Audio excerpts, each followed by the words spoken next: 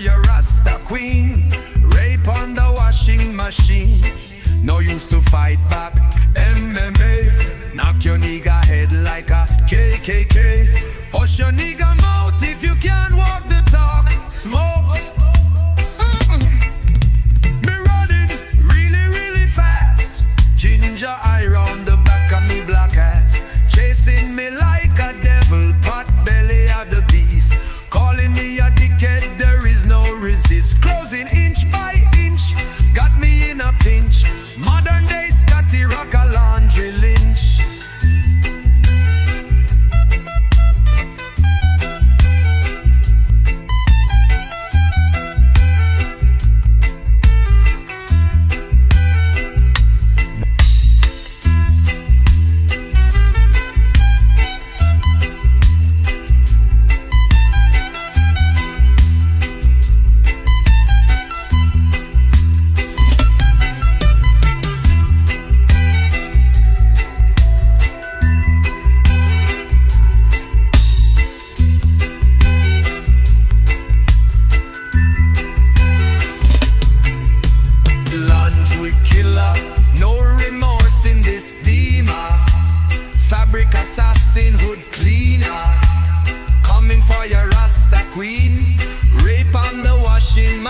No use to fight back. MMA. Knock your nigga head like a KKK. Hush your nigga mouth if you can't walk the talk. Smoke. Me running really, really fast. Ginger eye on the back of me black ass. Chasing me like a devil, pot belly of the beast. Calling me a dickhead, there is no resist. Closing inch by inch, got me in a pinch. Modern day Scotty Rock a laundry lynch. Chasing me like a devil, pot belly of the beast. Come.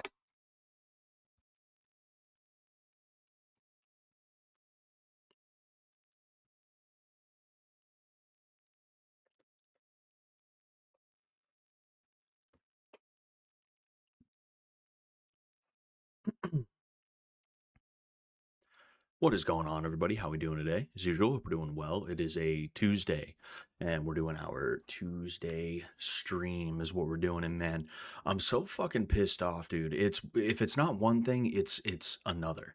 You know, if it's not one thing, it's another. I've just been all fucked up all over the place lately, and because of that, I haven't been able to stick to the schedule that I prefer to do, which is Wednesday, Friday, Saturday. You know, but I mean, hey, it is what it is. It is what it is. We're going to do our thing. You know what is going on, Professional Orbiter. What's going on, Neon? Hope you guys are doing well tonight. Yeah, you know, we're just hanging out, just doing our thing.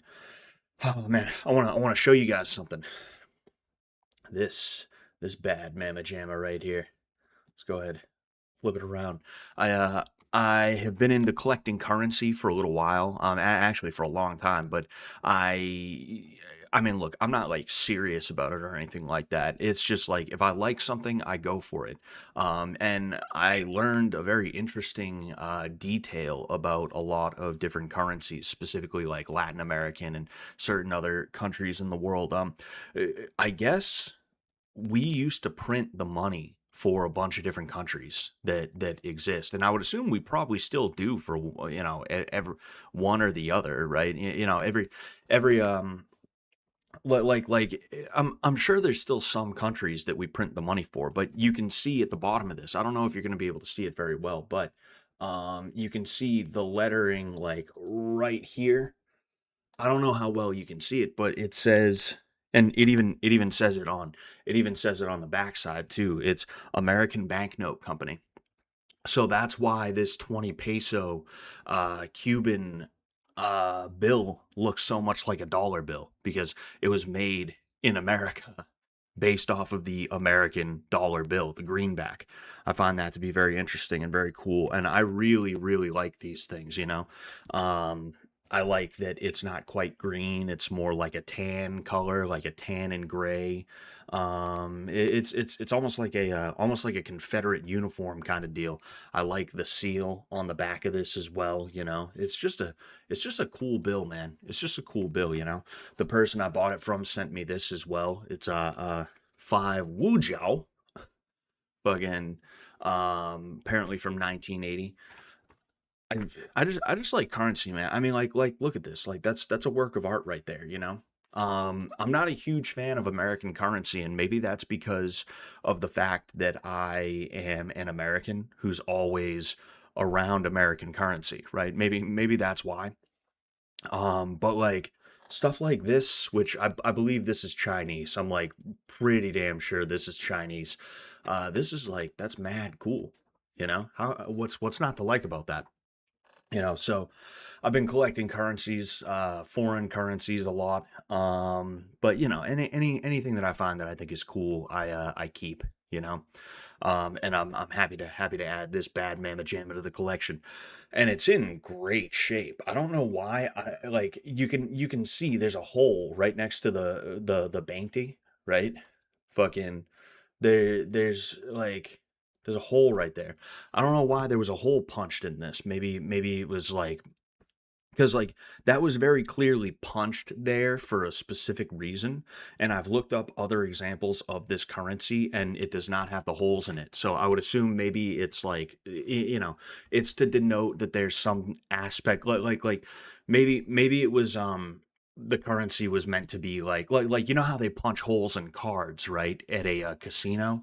They'll punch holes in cards at a casino and then they'll sell those cards off just so that they don't end up back in circulation in the casino or anything like that.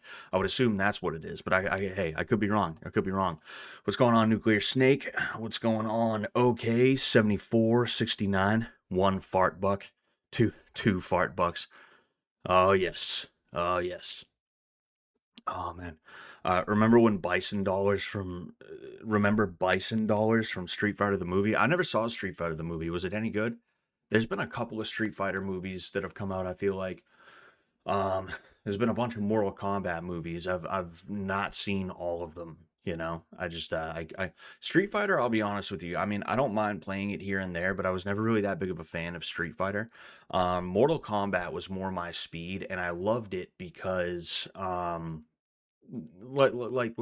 it I'm not a weeb or anything like that, but growing up, you know about Bruce Lee, especially in that era, right? You know about Bruce Lee and you're like, "Oh, dude, kung fu is so cool, man." And because of that, I kind of had a thing for Mortal Kombat because they were more along the lines of like, you know, traditional martial arts and stuff like that. At least when I was growing up with it, the games that they released, they had each character have their own style that they were doing that was usually based off of some kind of like, you know, traditional martial art. You did have dudes with like Muay Thai and boxing and stuff like that, but that was really cool to me. And then in addition to that, the lore was fascinating to me. I loved the hell out of like knowing about all the different realms and the elder gods and you know all the different storylines and stuff like that. You know, it felt really fleshed out, and I really enjoyed that about Mortal Kombat. You know. Oh, excuse me. No, they're not good. I'm talking about the Jean-Claude Van Damme Street Fighter, and that's what I was thinking. I was like, wait a second, wasn't like Jean-Claude Van Damme in one of those at one point? Wasn't he in Street Fighter at some point? I'm pretty sure he was. Oh man. Oh, excuse me. But um Jean-Claude actually competed as opposed to a fraud like Seagal. Yeah. The thing is, I don't know how Jean-Claude Van Damme actually competed because the thing is, the same thing happened with Chuck Norris. Like Chuck Norris competed, sure, and what he competed in is what they called full contact, but um it was very much a watered down fight, you know? Like full contact just meant that you would actually hit the dude hard, but you would hit him hard once and then everything would stop and they'd award a point to the guy who landed the shot, right? That's what a lot of the shit in the 1960s was, and that's part of the reason why Kyokushin sprung out of you know, Japan in that time because Masoyama noticed like, wait a second, these guys like They don't know how to fight for real. What's going on here? What are we doing this for?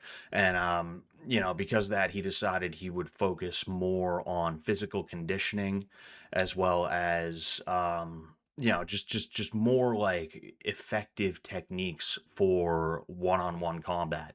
You know, um, excuse me, geez. Um, what was I gonna say?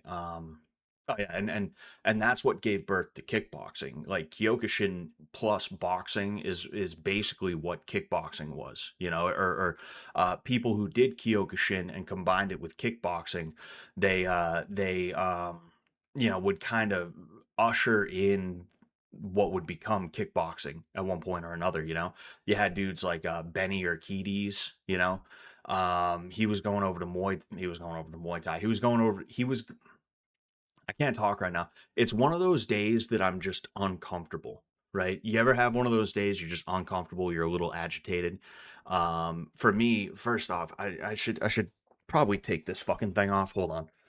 Uh, I want to change my shirt as well. I'm a little hot right now.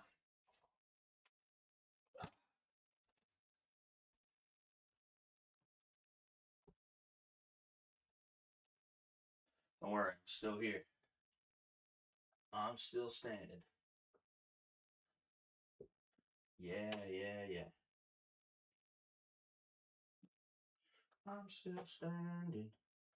I can't find a shirt. Whatever, fuck it. I'll throw this bad later on. Don't worry, I'm coming back. I'm coming back. Don't you worry. Don't you worry.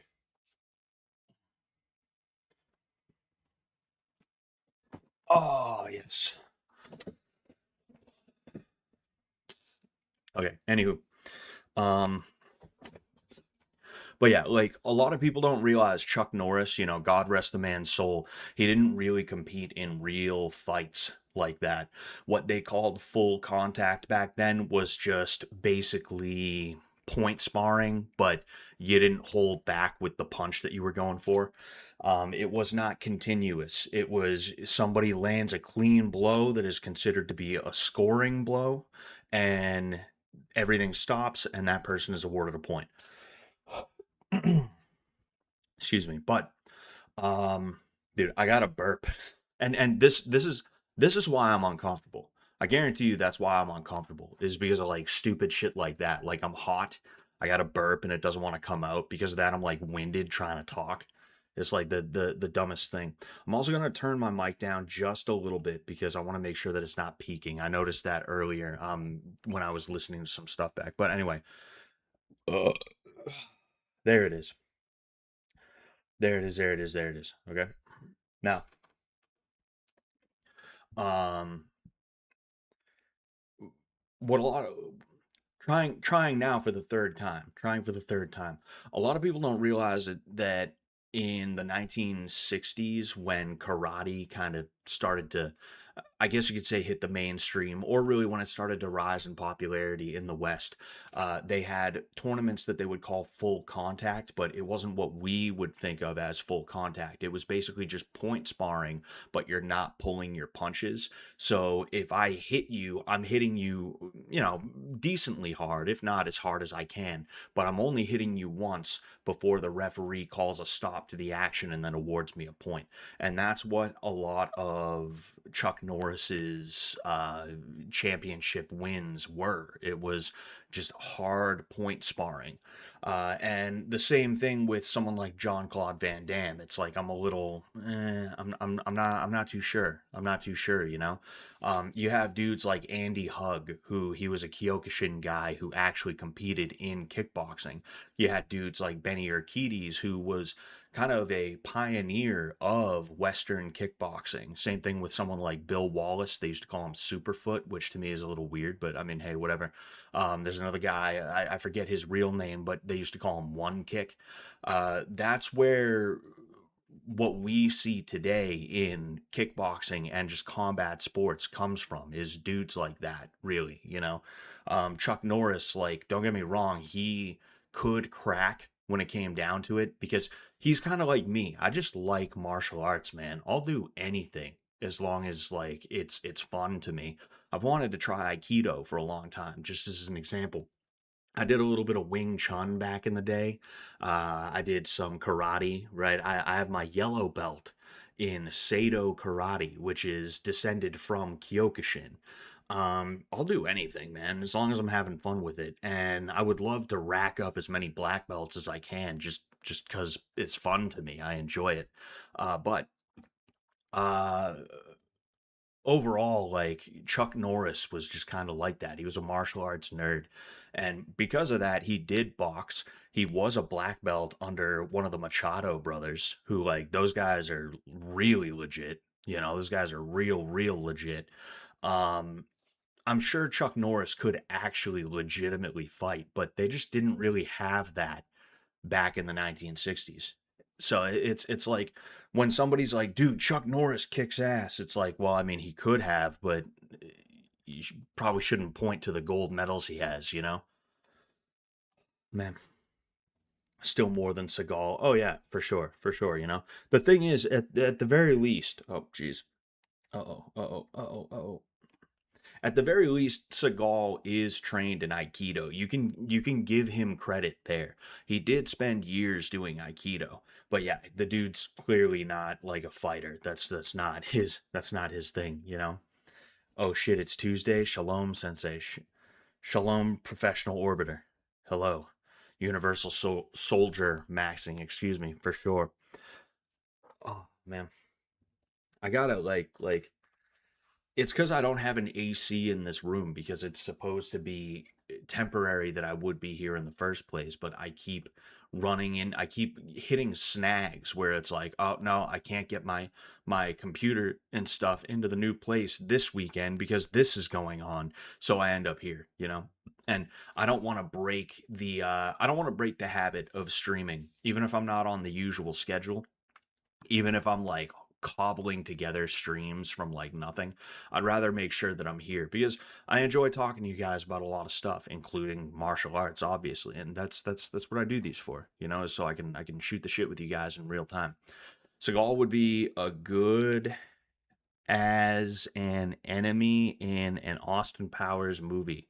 Man, yeah, no, he definitely would. He would be the best. He would be the best. Steven Seagal is like there's got to be a certain level of self-awareness to the guy. I would not believe you if you told me that he was not some kind of aware of his public perception, and because of that he plays into it a little bit. I'm sure there's a smile and a wink and a nudge in there somewhere to some degree. So I'd like to believe that he would do an Austin Powers movie if there was another Austin Powers. Although an Austin Powers movie in 2026 would be like, ooh, ew, ugh, why bother? Is McGregor going to do anything this week? Yeah, he's supposed to fight Saturday. Now that you mention it, and I mean, I think he could beat. I think he could beat. What's his face? Max Holloway. He's done it once before. People keep talking about how Max Holloway is like on a generational run and stuff like that, and I mean, sure, but Max Holloway, I believe, is fighting at 170, which I don't know that he is built for 170. He's tall for featherweight. He is, depending on how you slice it, maybe even a little bit tall for lightweight, but he is not wide. He's a very gangly dude. He's kind of small, right? And because of that, I don't know how he's going to do at 170 against someone like Conor McGregor, who I think McGregor is actually an inch shorter than Max Holloway, but he has a build. He is stocky. He's wide. I guess it's really going to come down to whether or not Max can avoid big shots, because that's the thing, is McGregor is a knockout artist. He's waiting to land that one big shot. So if Max can weather the storm, I think he's okay. But I don't know if he's going to be able to weather the storm. I just don't know if it's going to happen. The thing about Max Holloway too, as much as people don't want to admit this, is uh, a lot of his highlight reels are against dudes that are kind of not on that level, that championship level. Like, for instance, Calvin Cater versus Max Holloway. Calvin Cater, and I've said this before, like the dude's from New England. I would love for him to take home a championship belt because he would be the first in Massachusetts to do it. Massachusetts has never had a UFC champion. Maine has had a UFC champion, Tim Sylvia. And then, of course, Connecticut has had UFC champions, even though, they're Brazilian dudes. They live in and they train out of and they fight out of Danbury, Connecticut. Um, like, it would be cool to see that. However, Calvin Cater's just not going to be the guy to do that if we're just being honest here. So when you tell me, "Oh, dude, did you see what he did to Calvin Cater?" It's like, well, yeah. I mean, if Max Holloway is that good, it would probably be a bad thing if he couldn't do that to Calvin Cater. You know, that's like if you put me up against somebody who just started. It's like, yeah, I'm gonna look pretty fucking badass against some dude who only just started yesterday. If you tell me I have to fight that dude, I'm gonna make that dude look fucking foolish. And it's not because I'm amazing or anything like that. It's because if I am as good as I claim to be, if I am as experienced as I am, I should, like, it's pretty much mandatory that I'm able to do that to that guy, you know? So it's if it makes sense what I'm trying to say, to put it in a nutshell, like I'm not that impressed by Max Holloway as to where I think that he is not going to be threatened by Conor McGregor, if I'm just being honest. I don't think there is, and that's why he's funny. Like, and that's the thing is like some of the stuff he does and some of the ways he does it. I want to believe that he kind of understands, like, oh yeah, people will think this is ridiculous, but it's okay because that makes it a little fun. It makes it a little funny, haha. It's tough for me to not believe that he is just committed to the bit on some level. I'm not saying it's not that Steven Seagal is weird like that. Dude definitely is very eccentric, excuse me, eccentric guy. However,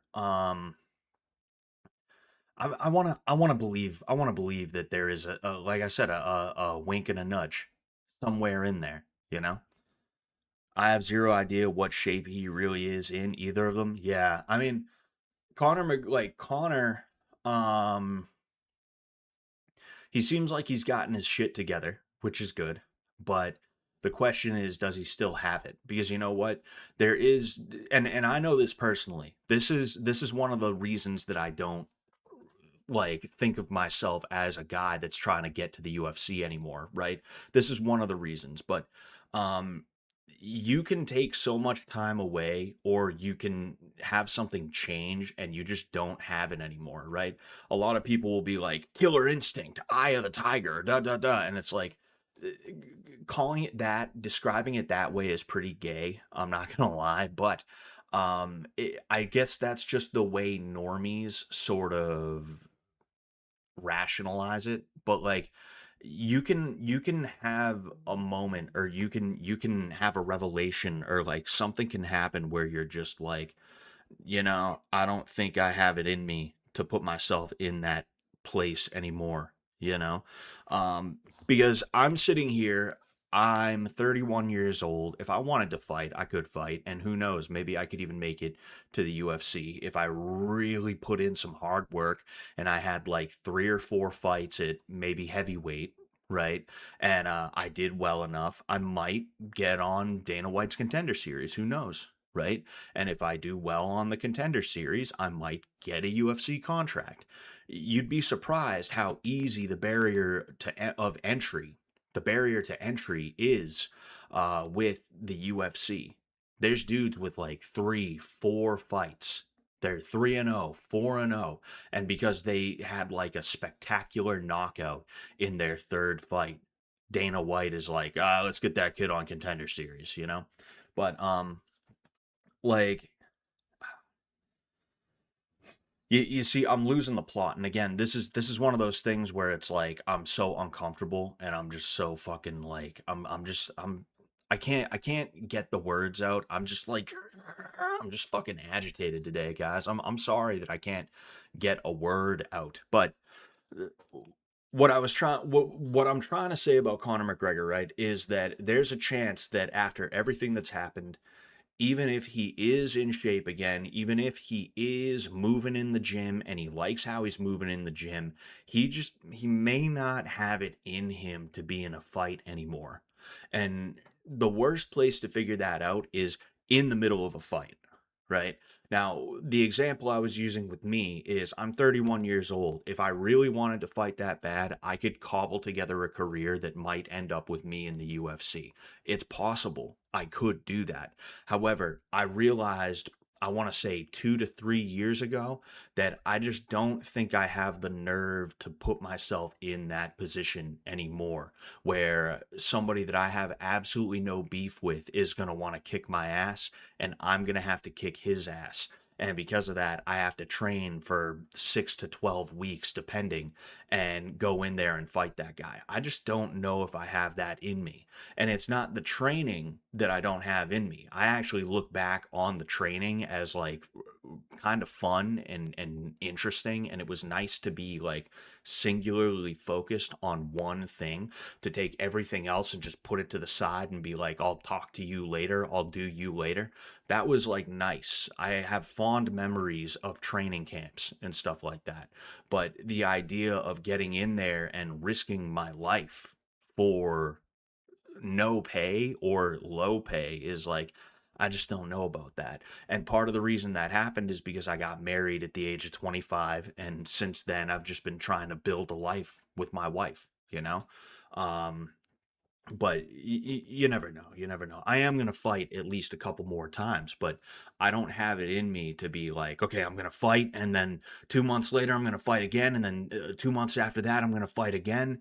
And hopefully I don't have any injuries, but like, then maybe I'll get the attention of Dana White. Maybe I'll get Dana White's attention, and I'll end up on the Contender Series, or maybe I could go on the Ultimate Fighter or something like that. Like, I don't have that in me. And I was lucky enough to figure that out without having to go through a fight where I got absolutely pulverized and had to like quit on the stool or some shit like that. There's dudes that figure out, like, I think Tyson is one of those guys.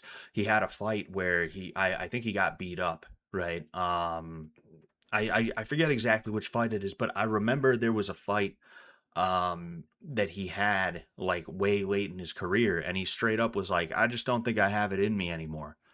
Like, that's a really bad time to figure that out when punches are flying, you know? Chael Sonnen is a great example. Chael Sonnen retired. I forget if it was after the Fedor fight or if it was after a fight with somebody else. But he literally in the middle of one of his fights was like, yeah, no, I think I'm done with this shit. I, I think this is my last fight. And he told the media when they were interviewing him after, they're like, when did you know you were gonna retire? And he was like, after he hit me with that knee. That's when I knew. You don't want to figure out, bro. You don't want to figure out that way, you know. Got to get a fight. I was promised to be your ring man. I mean, it's like I said, I'm gonna get a fight. And true, like, the tough thing for me right now is that I know I'm not ready for a fight at all. But seeing that there's going to be fights at Fenway Park with BKFC, I'm like, fuck, what can I do? What can I do? I have what, like a month and a half, maybe a little bit more than that, about 2 months. I, maybe I can figure something out. I actually told myself that I would give myself this week, I would start working out a little bit harder. And when I say a little bit harder, I mean like, shadow boxing and hitting the bag. And if I feel like I can stomach it, I'll go for a run, right? But if I feel good at the end of this week and I feel confident that it's not going to be the worst decision of my life, maybe I'll try to get in touch with BKFC, because they have a new format that they were testing out. I think last Saturday, I think it was, they were testing it out, where they would have 1 2 minute round. That's the fight. They have two dudes in there for 1 2 minute round, and they just barn burner. They just fucking try to kill each other in that 2 minutes. And if they're both standing at the end, then it goes to the judges. Then it goes to the scorecards. It's like, even with how out of shape I am, I could get ready for 2 minutes. if I was to hit these guys up and be like, look, I'll do it for fucking like free, dude. You don't even got to pay a hotel. I'll take the red line in, dude. I'll hop on the red line and then the green line at downtown crossing, and I'll end up at Fenway and I'll fucking walk in. Like it's cool. It's cool. Just let me on the card. Give me one of those 2 minute barn burners, and hey, I'll do it. You know, I have half a mind to do that, but I know that it's not a good idea. But if by the end of this week I'm kind of feeling myself a little bit, I might try to talk to them and be like, hey, you know, because that's the thing is I was talking about the barrier to entry, or barrier of, is it barrier to entry or barrier of entry? Somebody let me know. Somebody let me know. But I was talking about the barrier to entry for the UFC and how low that is. BKFC is even lower because those guys do not make a ton of money. They make just enough to keep on going.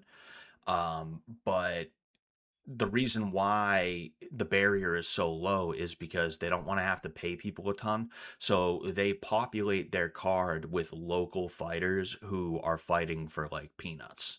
And I know that if I go to them and I say, hey, I tried out for you guys in 2021, I have been on Painkiller already a few times. I've been on Fish Tank. There's thousands of people who are aware of me. And of course, I'll sell that a little bit more. I'm not going to be like, they're aware of me. I'm gonna be like, oh, dude, thousands of people will probably watch when they figure out that I'm on that card.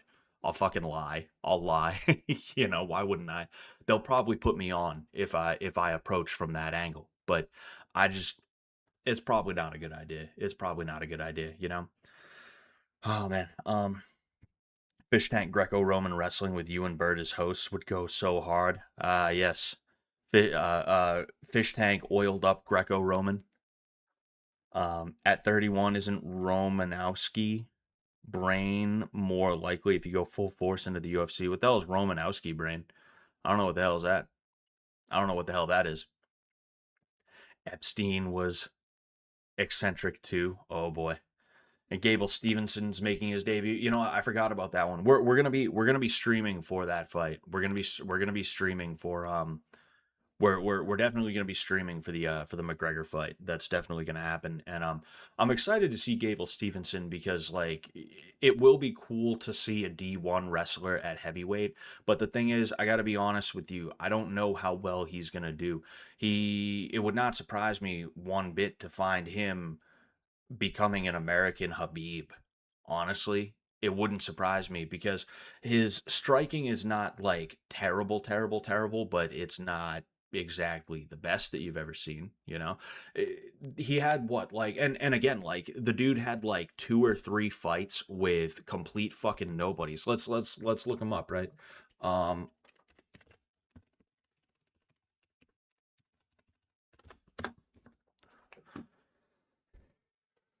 yeah, he's 3-0, right?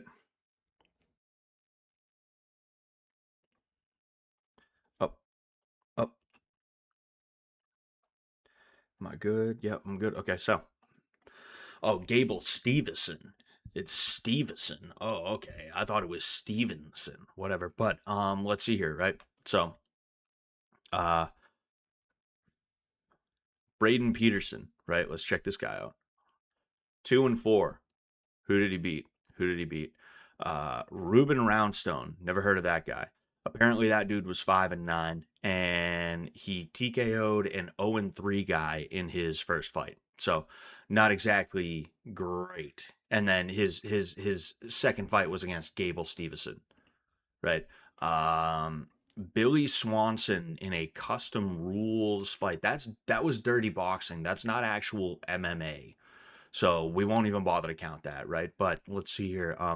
Kevin Hain, 2-3. Okay, let's see who he's fought. So we have Philip Jackson. Okay, never heard of this guy. Jordan Moore, a no contest. Interesting. I'm wondering what the hell that situation is. Monty Dion Ogbonna Morrison. What a name. Never heard of that guy. Probably never going to hear about him again. Gable Stevenson. All right. And then there is, yes, Hugo Lezama. 11-4. Okay, that's a little bit more respectable there. At least the um the whatever it's called, the record is a little more acceptable there. But again, like, who is he beaten? For instance, let's see. 2-1, 4-2. So not exactly the deepest. 2-1. Not exactly, even though this dude's 11-4, it's not like he's beating a bunch of top tier talent. I mean, let's look at him recently, right? Who's Victor De Paula? 7-4. Is that terrible? I mean, more wins than losses. Good for him, you know. Like, that's kind of the shit that I'm talking about. Is like, yeah, Gable Steveson on paper is really imposing. He's really scary. He's really scary. Oh man, a real Olympic champion wrestler, NCAA champion. Oh dude, that guy's gonna be so awesome. Well, I mean, the dudes in the UFC are not 11-4 beating a bunch of dudes that are like not that good. The dudes in the UFC are not 2-4, you know? Um, Bill Romanowski. Oh, sorry. I mean Ron Gronkowski. You mean Rob Gronkowski? Oh, Gronk. I think Gronk was born with a little bit of CTE. You know, I think Gronk just had CTE when he was born, the day he was born.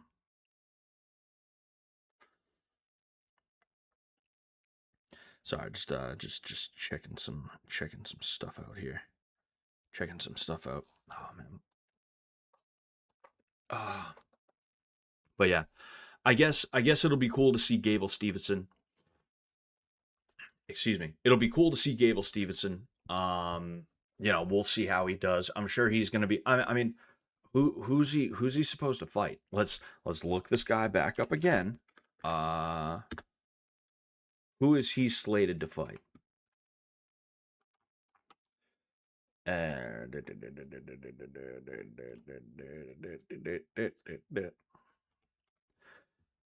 Elisha Ellison. Who the hell is that guy?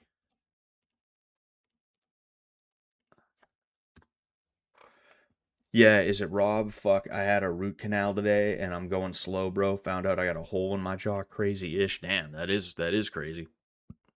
I mean, we all have a hole in our jaw. It's called a mouth.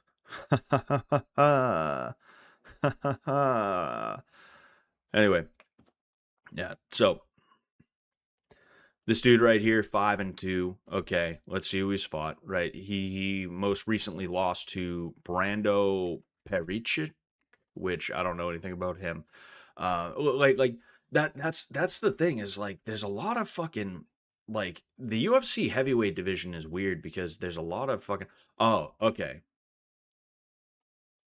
okay so fucking this dude was supposed to be on the contender series. His belt got canceled and they just said fuck it, have a contract. They they said fuck it, have a contract in the UFC, even though you didn't really fight in contender series. It's just the fight game is really weird and it's become convoluted and it's become something that it wasn't really supposed to be. It used to be whoever the best fighter was going to if not get a push, they were just going to be given better fights, and you were going to see people have an opportunity to really make something of themselves in the sport. You had good guys, you had bad guys, not like bad good guys, kind of like Conor McGregor, where like there's a lot of people that liked Conor McGregor because he was being a shithead. No, you had dudes like Josh Koscheck who nobody fucking liked, and he was just perfectly fine with being the villain and everything like that. You don't have that type of shit anymore. Everything's either handed to you or it's taken away from you, and you just have dudes who they beat on nobodies. They beat on dudes that are like cab drivers. They beat on construction workers, you know? They beat their fucking meat, and that's about the only thing they can beat. And they avoid any hard challenges. right? The UFC aids them in that. And it's just like, all right, whatever, bro, you know? And that's why it's like, okay, we'll have to see if Gable Steveson can actually hold up against dudes that are not cardboard cutouts, because that's what he's been fighting so far. Um, Fuck, that means I got 2 holes now. Exactly. Exactly. I'll show you guys another thing I got too. I got these are the this is the they made a new 50 cent piece for the 250th anniversary. I actually won this on Whatnot, and I've been trying to resell it, but nobody fucking wants the thing. You know, that's the most annoying thing about reselling, other than having to deal with people, is that you'll get something and in your head you'll be like, ah, yes, I'm sure somebody will want this, and then nobody will want it, and you'll sit on it for like 2 months. You know, I just got rid of the last bit of these things. I have 4 of these things left because I'm going to give one of them to 2 different people that I know. And I keep forgetting to do that. But then I also have a couple for myself. I saved a big one and then a small one for myself. And like I was starting to sweat a little bit, because after the 250th anniversary, life is just going to go back to normal. People are going to stop giving a fuck. And something like this is only going to stay relevant for so long. So I was like, fuck, am I just going to be sitting on a bunch of cups? But no, I sold them for like a very cheap price. I sold the last 11 of them that I was going to sell. Um, DSP got caught wearing an adult diaper. I mean, don't we all? Don't we all? Uh, I'm OCD about my 50 cent pieces. Yeah, yeah. Me, like, it's weird. I'm OCD about some stuff, but then other stuff I'm not. Like, I'm the most organized slob you'll ever see. Like, if I could show you guys my desk, I'm not gonna bother. If I could show you guys my desk, you'd be like, what the fuck? Clear that thing off. You know, it's not like trash and like food and stuff like that. It's just like I have floss. I have a scale that I use to check the weight of certain things that I buy. Like, say, that doesn't make it sound any better. Silver, right? If I buy say like a ½ ounce silver coin that I want to resell from Whatnot, I want to make sure that it's actually real. So that's one of the tests that I do is, hey, is the weight on point, you know? Black and Milds. This is an empty one, because in Massachusetts you can't get flavored tobacco, including menthol. You can't get menthol tobacco anymore. So when I went down to DC on the way back up, I bought like 5 boxes of just the Black and Mild wine wood tips, because they're a little bit nostalgic for me, and I don't mind smoking a Black and Mild every now and again. I have the gay card you left at my house. Hey, you left your gay card at my house. You got to come grab it. I have a fucking lobster pick because fucking I happened to see one at my work the other day. They had these just laying around. There was a whole box of them, and I was like, fuck it. I might want some lobster soon. So I snagged a couple of them, you know. It's just like, and there's more. But wait, there's more. There's tons of other shit. And the thing is, I know everything is right there. I know what's right there. I know exactly where it is, so I'm not even concerned. So why would I move it? Because if I know where it is, that's all that matters. It's not getting in the way, so whatever, fuck it, you know? But then there's some things that I am OCD about, you know? If I buy a ½ ounce of pure Peruvian flake coins, excuse me, I want to weigh them. I get it. Yes, sir. Yes, sir. Some powdered silver coins. Yes, sir. You got to freak your Black and Milds though. Pull the paper out. What do you? I don't know what you mean by that. Freak my Black and Milds. I'm confused. I'm confused, sir. I don't know. I don't know. I don't quite know what you mean about that. I don't quite know what you mean by that.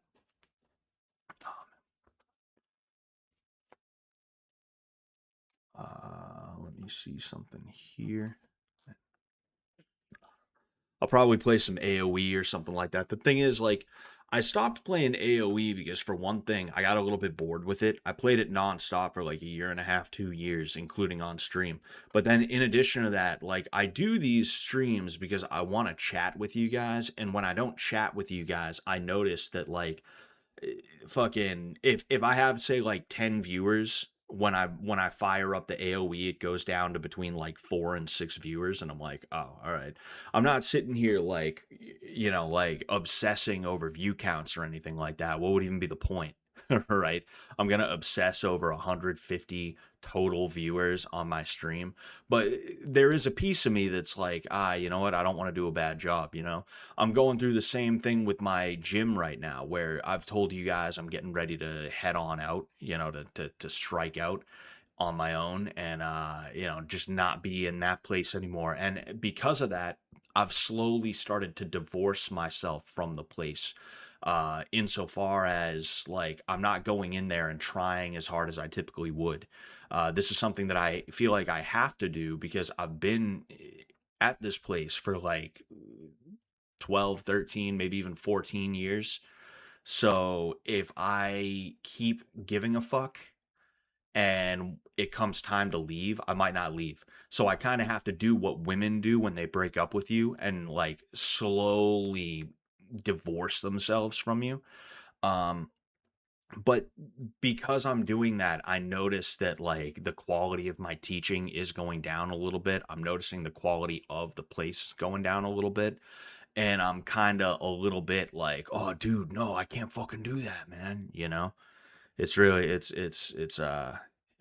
frustrating, and that's kind of how I feel about the streaming is like, all right, who cares, whatever, fucking, I'm just having fun. But also, dude, no, I had 10 viewers and now I have 7. Oh, man. Oh, um, thanks for letting me spurg on your stream from time to time, Sensei. You're one of the few fish tank people who doesn't tell me to fuck off as soon as they see me. That's pretty rude of somebody to do that.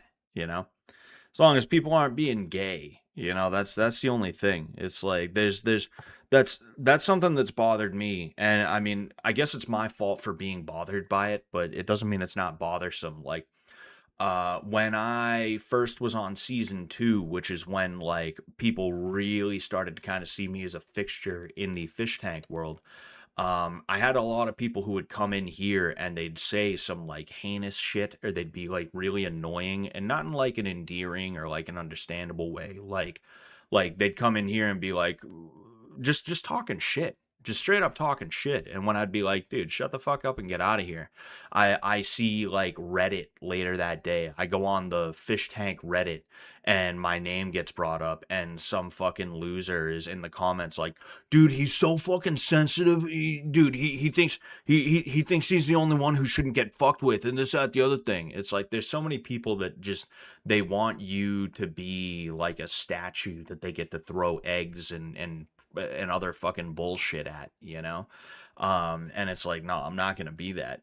Look, I know that my little e-boy career, I know that I've done things that have hurt my ability to really like propel that into a place where maybe that could have been a viable option for me in one way or another, right? Um, I understand that, but the thing is, I don't want it that bad, I don't want it so bad that when I saw what's his face, fucking Jay Dyer giving shit to other Christians on Easter, that I was gonna be like, oh, but like a lot of people who like Sam's stuff like Jay Dyer too. And like I don't want to take the chance on pissing off that segment of the MDE fan base because like, what if they get mad at me and they don't understand what I'm trying to do, and they don't want to watch me anymore and they're mean to me? Like, I wasn't gonna do that. Fuck that. Fuck Jay Dyer. Fuck the Ortho Bros. Fuck them all. Like, I'm not gonna sell my soul for like something stupid like that, And I'm also not gonna put up with shit from people who are like assholes, like I'll ignore what I can, but if you're coming into my chat and you talk shit and I make the mistake of reading it, I'm not going to be like, Scott, you're a fat ginger, you blah, blah, blah, blah. Oh, all right, let's move on. Like, no, I'm going to be like, go fuck yourself. Get out of here. You know, go do something else with your time then. What are you doing here if you don't like me? You know, there's a lot of fucking there's a lot of freaks, there's a lot of weirdos, you know. There's a lot of what's Turkey Tom's thing? Is it losers, creeps, and pedos or something like that? There's a lot of losers, creeps, and pedos on the internet. You gotta be careful, you know. Sometimes they go looking for you, you know. But yeah, like I don't care. Like we're all a little fucking weird, are we not? We're all a little bit fucked up in some way. You know, it's obvious with me. I got some malfunctions going on. I'm pretty normal otherwise, but like I just have a hard time talking to people sometimes. I have a hard time expressing myself in a way that I feel comfortable with and that other people can understand. And that just is what it is. What are you gonna do? I can work on it, and I have worked on it, and I'm continuing to work on that because you know it's not good to be in your 30s and you can't get a word out. But overall, like just because someone's a little weird, I've never found that to be an acceptable reason to dislike someone. You might find somebody to be repellent, and you might not want to be around them a ton, but that is absolutely not a reason to be rude in any way, shape, or form to anybody like that. You know. Um, Tay's chuds chase me away when I try to enjoy a Tay stream. Oh boy. Oh, I don't enjoy heinous things. Everyone just be hating on Spawn Connery, you understand? Yes. Is that who it is? Because again, YouTube's chat feature has fucked me up. It's not just fucked me up, it's fucked everything up. YouTube wants to become Twitter is what it wants. And because of that, it doesn't show you the channel names anymore. It shows you the tags. So Professional Orbiter, are you Spawn Connery? Is that you? Because I can't tell who's who anymore. There's people that have been in my chat for years that like I don't recognize them when they pop in because instead of Fish Tank Enjoyer 331, it's like at Big Toe Pussy. Big toe in pussy 69 420 now. That's what I see. And it's so fucking annoying to see that shit. Um Scott Sullivan, E-boy is a savage name. Yes, sir. Jay Dyer's a goon. I don't care for him and I am a Christian. I only fucks with fucked up people. Normies can't handle me. Yeah. You know, like as I've been thinking about making videos again, one of the main ones that I wanted to make was that video about how autism does not exist. And it's something where I've been thinking about it a lot, right? I've been thinking about it a lot. And the more I think about it, the more I realize that, like, you don't really want to be a normie in that way. You want to be accepted by normies, but normies do fucking suck. Autism does not exist. It's not a real thing. It's just a different personality type that's brought on by different internal and external factors from that person. Autism does not exist. But the last thing you want to be is a normie because when you talk to normies, it's not even just that they talk about dumb stuff and they're into dumb stuff, right? That's kind of when we think of people who are like, you know, they're internet guys and they don't like normies. Usually they talk about shit like, oh, you know, this normie thought that I wanted to talk about football the other day, but if I don't do that sport ball shit, that shit's stupid. I can't. Why are normies fucking cattle, dude? For me, it's not what they talk about so much as it is how they talk about it. Like, if you've ever spoken to a normie, you realize that they do not listen, they just wait for their turn to speak. They don't understand. They are just looking for a way to get their word in edgewise. And because of that, when you talk to them, they are constantly interrupting you. They're constantly shifting the goalposts. They're constantly making it impossible for you to make a statement that is actually going to be taken the way that you mean it, right? And that's part of the reason why I'm the way that I am is I grew up with that type of shit where like, and I used this as an example on Twitter earlier today. I am a very specific speaker. I'm very verbose, and I have a hard time making a point in a clear and concise fashion unless I'm absolutely positively comfortable with um oh shoot, hold on one sec. uh, uh, one moment.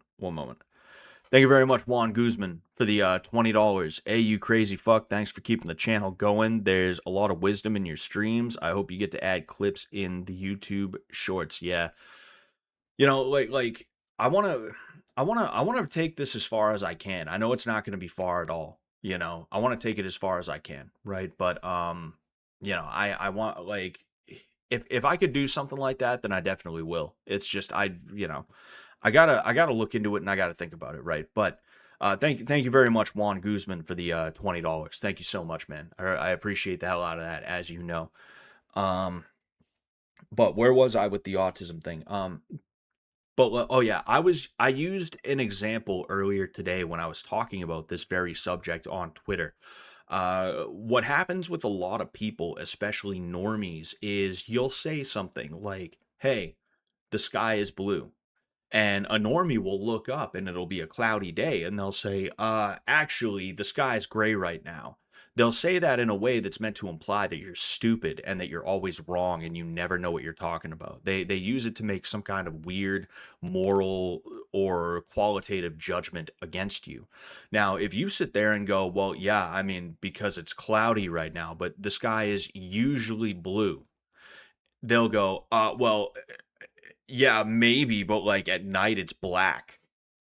They're constantly switching, not they're constantly shifting goalposts. They're constantly trying to find a way to discredit you in whatever way they feel like they can to get what they want, even if it's something as paltry as some kind of social points with the crowd that they're in the middle of, right? You will find people who they honestly are very autistic about it, right? Have you ever found somebody that's completely and totally humorless unless it's their joke? Right? Like somebody who you can't just have like a bullshit, who cares kind of conversation. You can't make a joke around them or anything like that because they will act like you are 1,000,000% serious and you actually care about the topic and that you were not joking about whatever it is you were talking about and that you are like stupid and just like bad or something like that. That's what it's like dealing with normies. And as somebody who, from a young age, had to deal with that from people like, say, my mother or children in the neighborhood and everything like that, as a sensitive young boy, I took that to heart. And because I didn't want to constantly have to deal with these fucking assholes cutting me off to be like, oh, well, actually, the sky's gray right now, me saying the sky is blue turned into the sky is blue except for when it's cloudy out, then it's gray, and then when the sun goes down, it's nighttime, it's black, but it's really blue because the oxygen in the atmosphere, when the sun hits it, it creates a blue sort of hue. Sometimes it's yellow as well when the sun starts going down, or maybe it's like a pinkish orange color. You know, it really depends on what's in there. You see the difference between those two, right? You have somebody who's relatively normal because they grew up in a normal environment that wasn't constantly henpecking them all the fucking time. They can just say the sky is blue, and the people around them who are not bad faith actors will understand what that person means, versus the kid who was henpecked all the time from the time he was a child, and he was not allowed to discard the opinions of these people that are henpecking him. It's like, say, a mom or a dad, or it's a teacher, or it's a police officer, or it's somebody, just anybody that has authority over them, to make them sit through the henpecking. Because of that henpecking, that's where that verbose, over talking, over precision comes from, you know? And it's really important that people start to understand this, both because, for one thing, like, we need to stop with the whole autism bullshit. Autism is not real. It's not real. I don't know what else to say. But then, in addition to that, if you are someone who, like me, was henpecked when you were a child, and because of that, you developed in a certain way that led to you not being able to make a point properly half the time, you need to learn how to get over that, and the way you get over that is to just understand and like it's the way you get over that is to recognize that you don't owe somebody anything, and just because somebody doesn't understand doesn't mean you have to explain it to them. It's totally cool to say something and have someone be like, well, actually the sky is gray right now, and you just go, oh, it is. Oh, all right, bro, whatever, and then just move on, and who gives a fuck? If that person doesn't understand, that's their problem, you know? And that's what's so insidious about it, is that like you put kids in a situation where them being understood is absolutely positively paramount. It is imperative that they are understood properly, because if they're misunderstood, then there's going to be some kind of abuse that takes place towards them. And then you expect them to operate in a world that really most people are. I mean, most people are fucked up in that way, but uh, you don't owe anybody anything. So if somebody's being a dickhead, you can just be like, all right, I'm never talking to this guy again. You know, I don't owe this guy shit. He's just some dude that I happen to be hanging around at a bar this day. Maybe I won't come back to this bar, or maybe if I come back to this bar and I see him, I'll do a 360 and I'll walk away, is what I'll do, you know? Uh, Holy shit, that's what it is. This constant needing to explain oneself as a response to this bullshit. Yeah, pretty much. Pretty much. Honestly, that's where it comes from with me. Like a great example of this was my most recent PKA appearance. I had a really hard time getting a point out that I know I was 1,000,001% correct about, because I was nervous, because I was talking uh, to FPS Russia, right? And FPS Russia, as most, if not all of us know, is the original gun tuber. He was like the guy that made GunTube popular, if you want to call it that, right? Everybody was watching his videos back in the day. You couldn't, inescapable, you know? And this guy, who is considered to be like the gun expert on YouTube, is listening to me give my gun opinion. If he said, no, actually, I disagree, I'm fucking obliterated. You guys would see me disintegrate before your very eyes. There's nothing I could say to try and argue with this guy, because everybody's going to be like, okay, so we have an unarmed combat guy versus a dude that actually knows about guns. I'm going to take the gun guy's opinion on guns more seriously than the unarmed combat guy. How about that? I would have been fucking murked. I would have got murked. All he had to do was be like, I don't know about that one. And that's how he would have said it too. You know, that's how he would have said it. He would have been like, I don't know about that one. Yeah, I don't think that's true. He wouldn't have, you get what I mean by that though, right? Um uh, I'm all fucking itchy. I have like I have heat rash all over my body from the sun over the weekend. It's fucking crazy. But yeah, like if he counter signaled me, I would have been fucked. Okay. And because of that, I wanted to be very, very careful about what I said and how I said it, because I know that I'm 1,000,000% correct, but the average person probably does not know that I'm correct. And like I said, to have somebody like FPS Russia tell me, no, actually, I disagree with that, everybody listening is going to be like, that fucking idiot Scott really thought that. And that's why if you watch, I was like, well, it sounds retarded, but uh, if you get stabbed, it's actually worse than getting shot by a gun from close range. I know. It sounds stupid, right? That's where that comes from.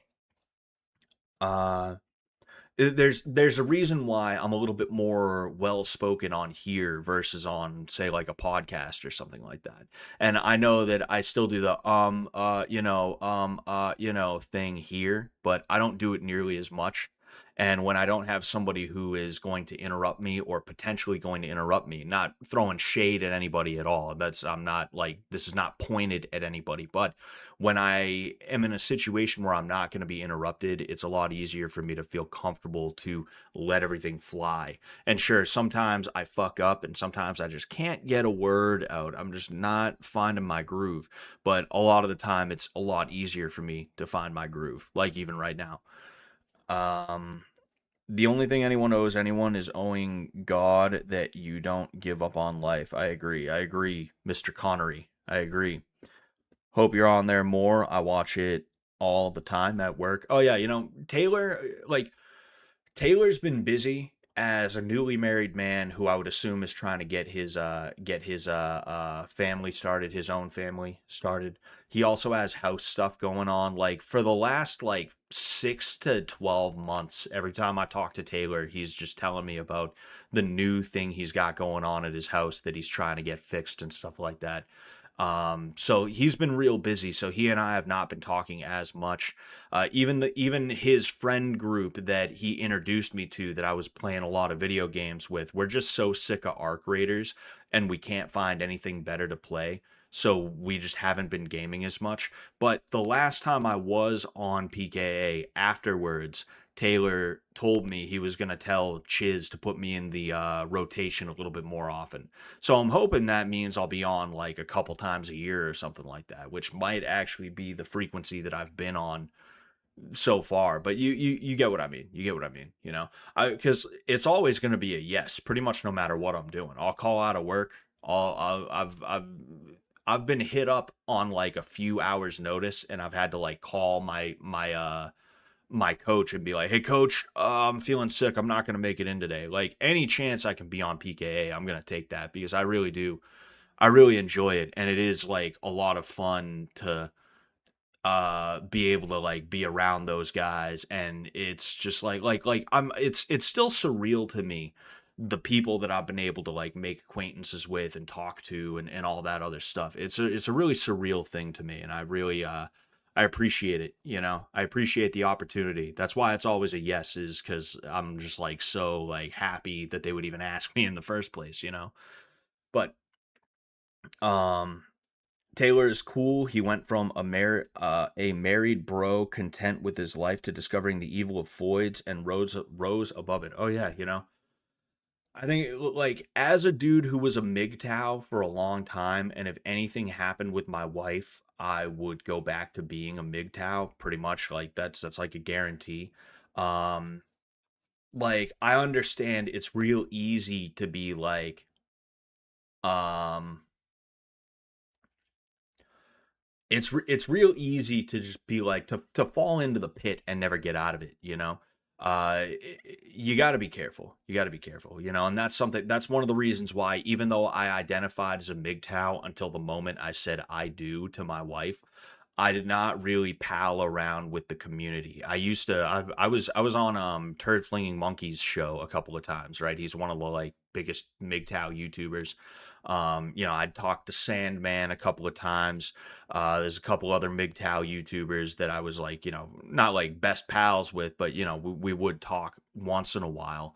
And I stopped kind of doing that because a lot of those dudes, you could see they were just like really angry and bitter. They never got past what they call the red pill rage phase. And that's something that I was not really interested in. And I was not interested in MGTOW, which it is meant to be a theory or a philosophy of self ownership where you decide what you're going to do with your life and you pursue that on your own time, looking for self actualization, and you come to your own conclusions about things. I was tired of calling myself a MGTOW, and then the second I go against what someone like, say, Turd Flinging Monkey says, he's like flipping the fuck out at me and yelling at me over it. It's like, nah, I think I'm good. I think I'm good. I don't want to be around you guys. You guys are fucking freaks. you know, get get away from me. It's like, yeah, I got married. I took a risk. That risk is mine. It's nobody else's business. If I get burned, I get burned. Who gives a fuck? You know? Um and whatever philosophy I have about trying to avoid the plantation is my philosophy, and you don't have a right to be getting mad at me over it, getting your panties in a bunch like a woman would, mind you, like a fucking woman would. And yeah, like I wouldn't go back to being Mr. like, oh hey, let's talk to these guys and we'll do this and that. But I would go back to like, not trying to be around women all the time. And you see, again, I start here and then I end there. That's another problem that I have with the communication thing as well, is that I tend to, the way my brain works, I'm constantly making connections and I'm jumping from one thing to the next to the next to the next to the next. The point that I was trying to make about Taylor is that yeah, it would have been really easy for him to very publicly be like, bitches ain't shit. But he didn't do that. And he's a better man for that, you know? Um every time I climb out of the pit, there's a lady with her hand out ready to take what little bit of my heart I was able to dig up. Yeah, fucking, and that's the thing. It's a self defense mechanism is really what it is. It's not like you can be a MGTOW and not be a fucking woman hater about it. And that's the unfortunate reality, is that when I first started on that MGTOW journey back in like 2013, 2014, it wasn't about like, oh, like I'm mad or anything like that. I'm mad, but I'm going to tell people I'm totally not mad. But whenever I talk about this thing, I'm going to scream and yell about it. And I'm going to insult people who don't 1,000,000% agree with my point of view on it.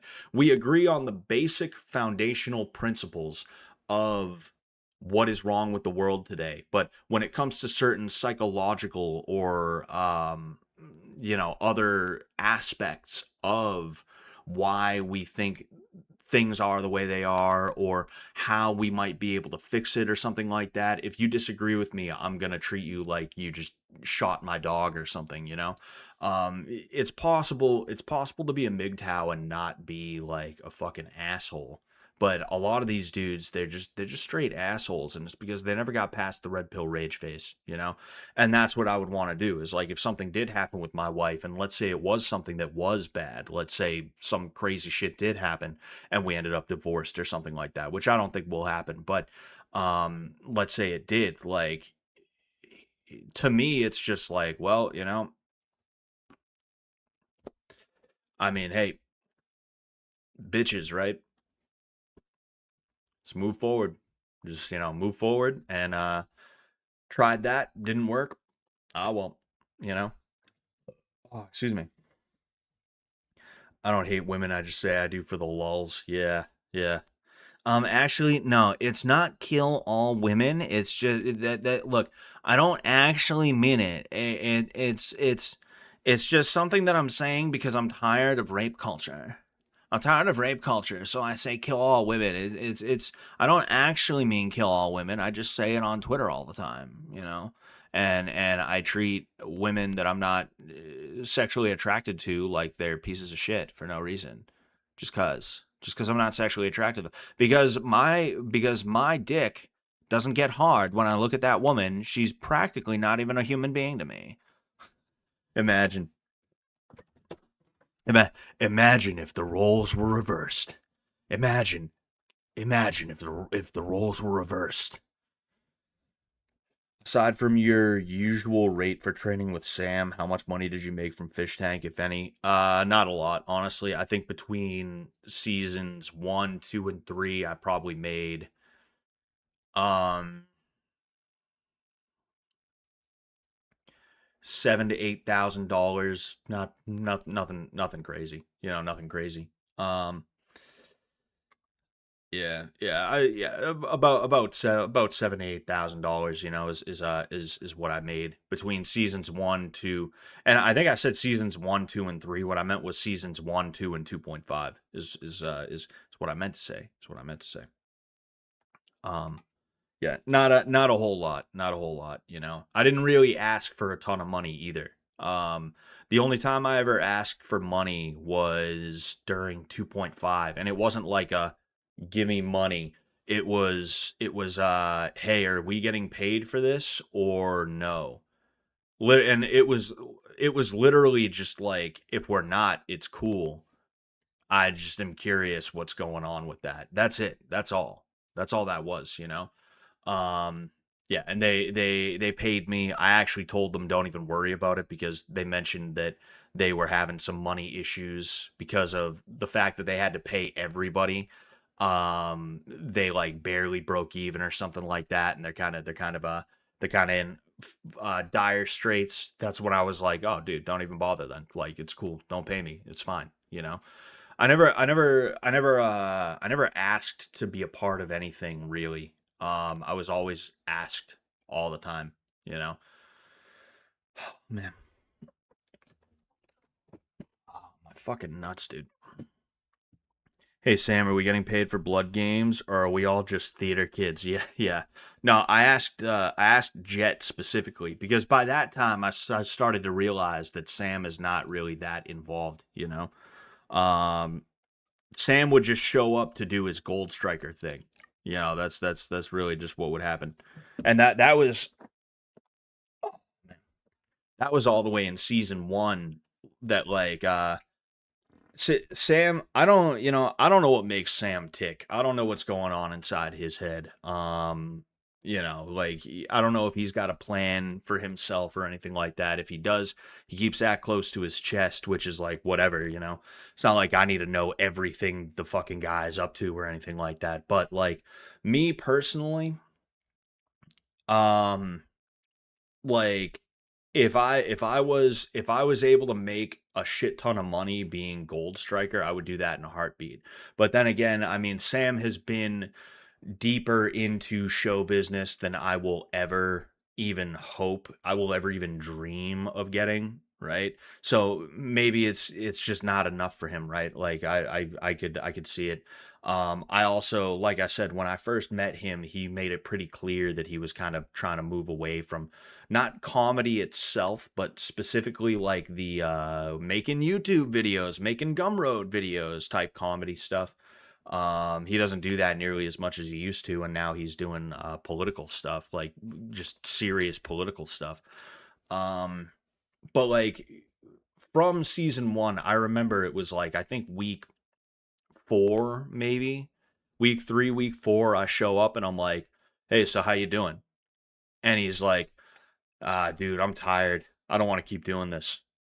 This is like season 1, week 4, and he's telling me he doesn't want to do it. And I was like, "Oh man, that's crazy." You know, I, you don't want to do it, I'll do it. You know, Scotty Gold Striker, I'll do it. Fucking how much money you getting paid? How much you getting paid, Sam? I'll do it for half. I'll do it for a quarter of what you're getting paid. If you don't want to do it, give me the suit. I don't care you just worked out in it. Give me the suit. I'll throw it on right now. You know. Um, I'll always be a Sam fan, but the evidence that he is at least tacitly associated with the feds is getting too abundant to ignore. I mean, what evidence is there of that? You know, what evidence is there of that? I do think it's a little bit strange that Fuentes went to J6 and he did not get arrested. Apparently, he did not get arrested.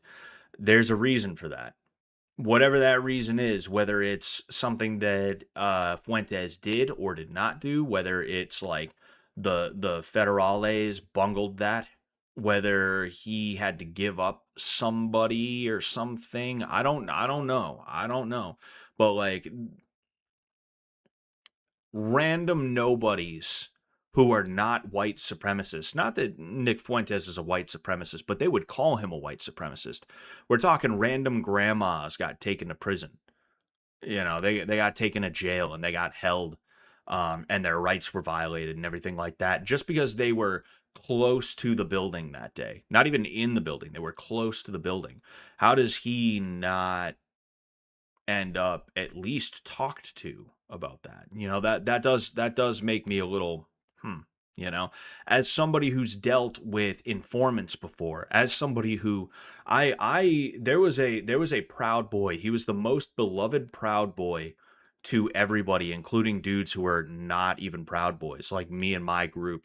Everybody loved the fuck out of this guy. I won't mention his name, but he got named in a federal affidavit.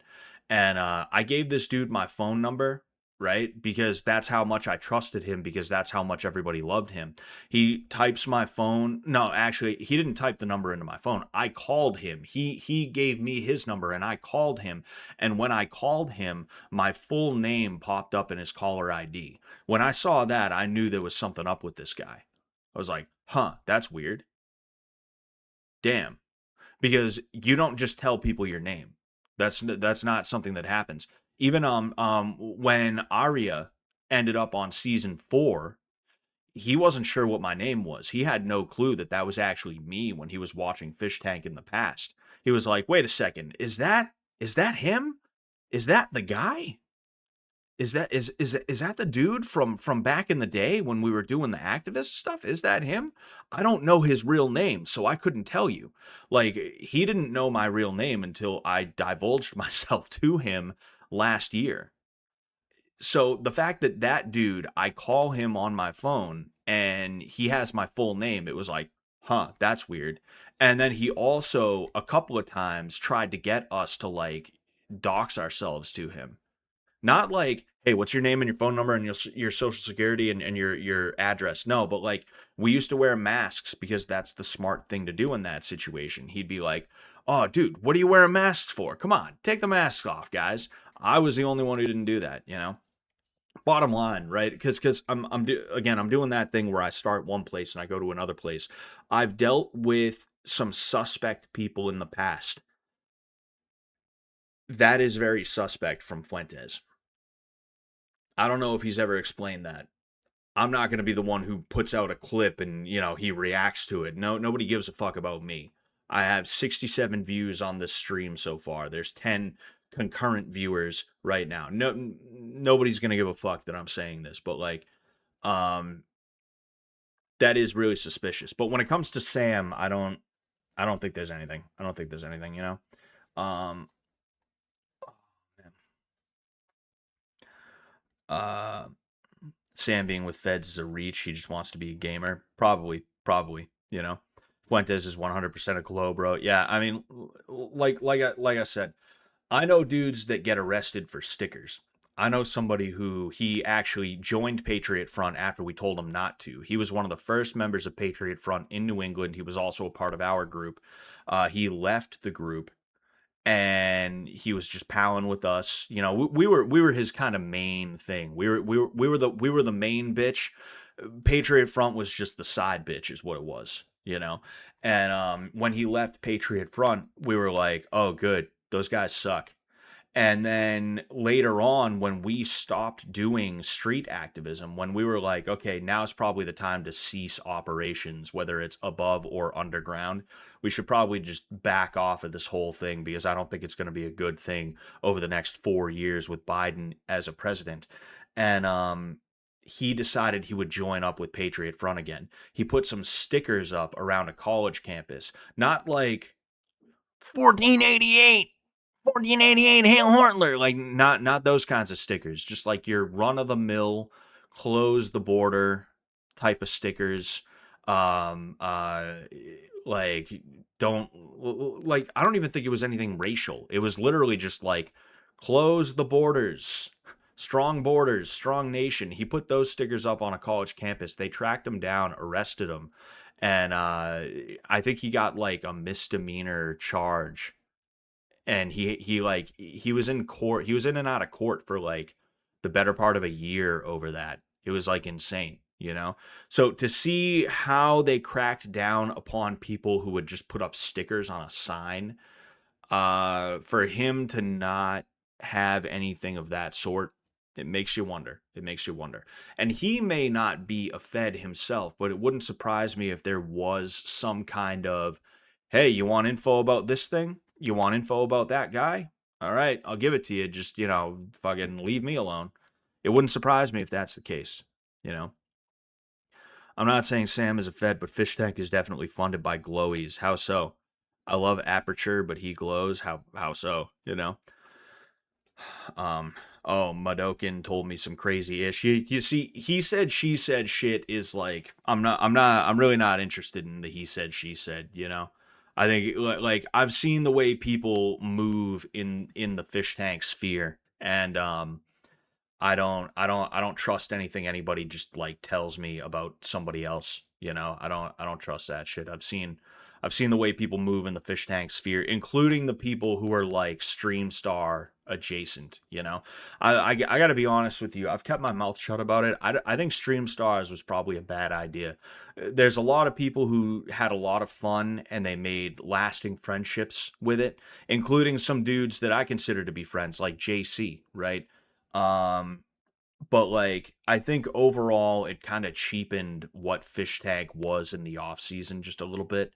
And it was because Jet and Ben didn't want to have to give a cut of like the revenue to people like me and like Jacob and other people who like, because we were actually on the show, the right thing to do would be like a 50-50 split, or even like a 60-40 split. Even like, look, fucking, you can take the lion's share, it's fine, but like give me a little bit of something for streaming on your site, you know. People, I made enough money on the site at one point to cover my rent when I was not in work. I was injured and I couldn't work, so I didn't have money coming in. And if I didn't have if I didn't have streaming on the fish tag site that month, I wouldn't have been able to make my rent. It would have been like real bad, you know. Um, but like I do think Stream Stars, as much fun as those guys had, and I don't begrudge them for it or anything like that. I think the decision to have that was probably kind of not the greatest thing. If I'm like, no hate to anybody at all, you know. It just, that's just kind of how I've felt about it for a long time. Um, excuse me. Um, Mudoken is always raging mad. Oh, is he mad? Oaken? I don't believe anything he says except when he was the first to say AB was fat. Yeah, I mean, you know, I don't know anything about Mudoken, you know. When Hell Mudoken tells Spawn something in confidence, it's real. Imagine thinking they could pull a Rocky on Spawn, LMFAO. Uh, is it true AB is a dude? I've never met AB, truth be told. I assumed that it was a chick because I thought that that was like leaked. I thought there was like a picture of her leaked or something like that. Um, because I told AB I'd date her. I fucks with thick, but not with dick. Oh boy. AB is a femme Rocky, and the thought of copulating with her purely for fish tank clout is quite appealing to me in a very specific sexual way. Oh man, that is insane, dude. True Sensei, you can't trust anyone in Fish Tank chat. Deli Wave was a good stream star though. Stream stars brought out the very worst of the fan base forever. Vekman was the worst of stream stars, and now those worst people are micro celebs within the community. Fish, Nazareth, Sylvia, and Josie won Fish Tank, excuse me. They all got lives out of it. Oh yeah, you know, like if Sylvia did not get brought back, and I don't know, maybe she'll get brought back at one point or another, but like she did not get brought back, even though you could tell she really, really wanted to. I don't know what the decision to not have her back like that was for. Um, but like my understanding is that she did some stuff for the show. Like she did a little bit of writing, and then she also did some of the interior design of season 2 specifically. So it's not like they completely cut her out, but they didn't have her back in person. And like what was I gonna say? If she didn't go on Fish Tank though, she would not be in the situation she is. Like Sylvia living in New Zealand is a crazy thought to me, because like someone like Sylvia, I don't think usually is gonna be like, fuck it, let's move to another country. Yeah, you know. You know, I mean, like, I think LA was about as far from home as she was ever gonna be comfortable with, you know? And then out of nowhere, she's, you know, pregnant by a New Zealander, so she's like, fuck it, I guess I'm living in New Zealand now, you know? Good for her, man. Good for her, really. You know, Sylvia's a great chick. What's going on, yeah, buddy? Sylvia needed to be there for her kid. Props to production not interrupting the kid's life. Well, the thing is, she didn't have the kid until like what, like after season 2, was it? Um I feel like I feel like it was after season 2 she had the kid. You know, I could be wrong on the timeline though. I could be wrong on the timeline. But yeah, you know, like no hate to anybody, but like and you see I'm saying no hate, but then I'm going to say something that is a little like not hateful, but like somebody would probably misconstrue it as me trying to talk a bunch of shit. But I've talked a little bit about it before. There's a thing that we have in the MMA world, and I'm sure it exists outside of New England, but as I've really only moved around in New England MMA circles, I'm acutely aware of the guys that are like that here. There are people who they like MMA and they like the regional scene, and they would never, under any circumstances, step into a cage or a ring to do any kind of combat sport ever, no matter what. But they want to feel like they're still a part of it. So they start up a blog, they have a website, they have a podcast, they have a YouTube channel, they have something where they try to be the Ariel Helwani of New England MMA. And it goes to their head immediately. In fact, to even say it goes to their head immediately would imply that it wasn't something they were only doing for self aggrandizement in the first place. What they wanted was to be a kingmaker. They wanted to be a guy who, if you piss them off, they give you unfavorable coverage. I've had that happen to me before. There's a fight of mine that if I showed you the video, you'd be like, oh, this is a pretty even fight. In fact, I think Scott might even be winning this a little bit. If I showed you the review that this one fucking punk, his name's Mike, I won't tell you his last name, but this one fucking punk who I had it out with him a couple of times on Facebook over political stuff. He didn't even show up to the fights until after my fight, and he just decided he would be like, okay, here's the result. This Scott Sullivan kid lost this fight. Okay, I'm just gonna say that he was getting his ass beat the whole fight, and then finally he lost, is what I'm gonna say. Like literally, if you watch the fight itself versus if you read his review of the fight, if you read the blog post that he made about what happened in the fight, it's like two completely different things, night and day. It's insane, you know? You get a lot of people who are like that, where they want to be kingmakers. They want to be the ones that they feel like everybody has to go through them if they want some kind of positive exposure and things like that. And because of that, they're just fucking so annoying and gay to deal with and to be around. And they're always starting fights with people that they would never step into a cage with. No, sir, never. But they'll sit there and they'll put out like a blog post, or they'll start some Twitter or Facebook beef, or they'll make a special podcast episode about how they don't like this one fighter. And that is something that happens with the fish tank world, and it's something that happens with a lot of the clippers. I've noticed, you know, I've had it out with a couple of different people who it's very clear they want to be a part of it, but they're never going to be a part of it. The best that they could hope for is that Jet is like, well, I need somebody to clip some stuff. Hey, idiot, do it for me. Don't fucking bother me. Just clip it, send it to me, keep your mouth shut. If you need something every now and again, maybe I can help you out, but you are replaceable, you know? And that's just the truth. Like, how many people have been brought in as clippers? And not all those people that were brought in as clippers or editors are like bad dudes, you know? Like Steinful was a good dude. I got along very well with that guy. I think he's a cool dude. I don't know why he and they parted ways. Beats the hell out of me, but like Steinful's a good guy, right? Um, but there's been so many people who have been brought in to be like clippers or editors or some other thing that for one reason or another the vibe is off and they get sent home on a, oh yeah, we'll call you in a month, and then they just never get the call type of situation. And it's like, why would you ever think that you're anything? Because you can use Windows Movie Maker, you know, you're using WMM, right, or whatever it's called, Windows Movie Maker, right?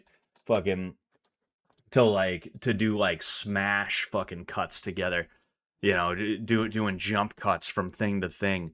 And you think that like you're gonna talk shit to somebody who was on the show. It's like, nah, nah, nah, nah, nah, nah, nah, nah, nah. That's not how that works.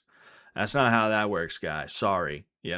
I don't care that you and 10 other people sit in a sewing circle like, dude, Scott's a fucking energy vampire, dude. He's so fucking boring and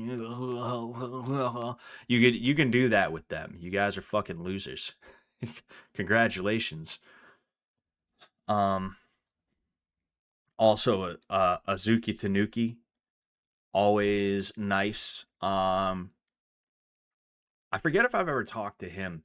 There's the dude that was supposed to be working on the Blood Games edits. Wataru, I believe is his name. I don't know if that's who you're talking about. Wataru. I'm pretty sure is his name. I think it's like Wataru Kanazuki or Kazuki or Kazanuki or whatever. Yeah, he was cool. He was a nice guy. I appreciated that with him. When I did speak to him. But Free Betty / Coming Real Jerk. I don't even know who the hell that is.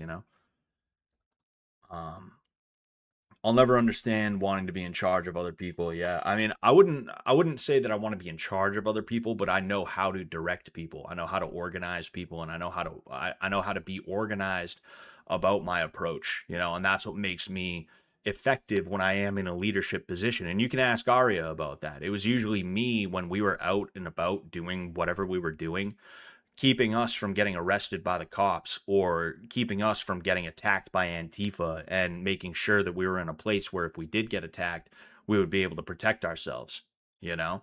I was a very good leader. I like boots on the ground kind of guy, you know. I'm not exactly a general, right? I'm not horrible with logistics, but there's people that are better than me at that. But when it comes to having to make decisions on the fly and make sure everybody is accounted for and taken care of and nobody's going to get left behind or hurt or anything like that, I don't know anybody that's better, you know?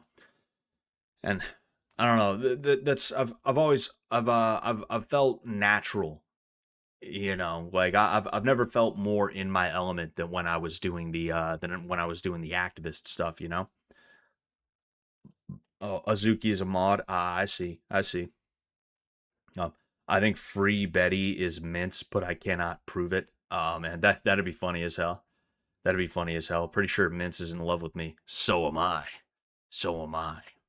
What's going on, Andrew Maness says, hope you're doing well. Dropping in late, did 5 MMA classes in 2 days since yesterday. Damn, good for you, dude. You're making me jealous, dude. I don't know exactly when I'm going to be leaving my gym, but I'm, definitely going to be leaving my gym soon.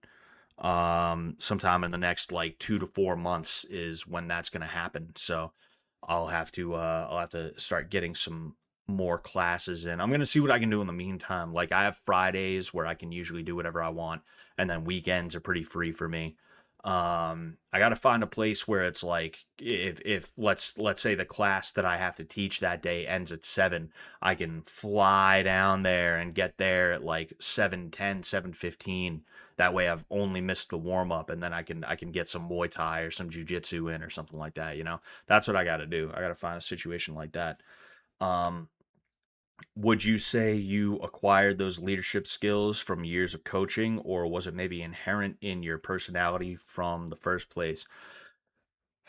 When I was a kid, I used to egg houses. I used to destroy people's shit. Vandalism, right? And it's not a good thing. It's definitely not a good thing at all. Like I wish I could go back and undo all of the property damage that I did. Not that I ever did anything like too insane. It's not like I was slashing tires or like, putting bricks through people's windows, but we egged the same house every day for like a month and a half, and it was like wow, you know how did we not get caught? But um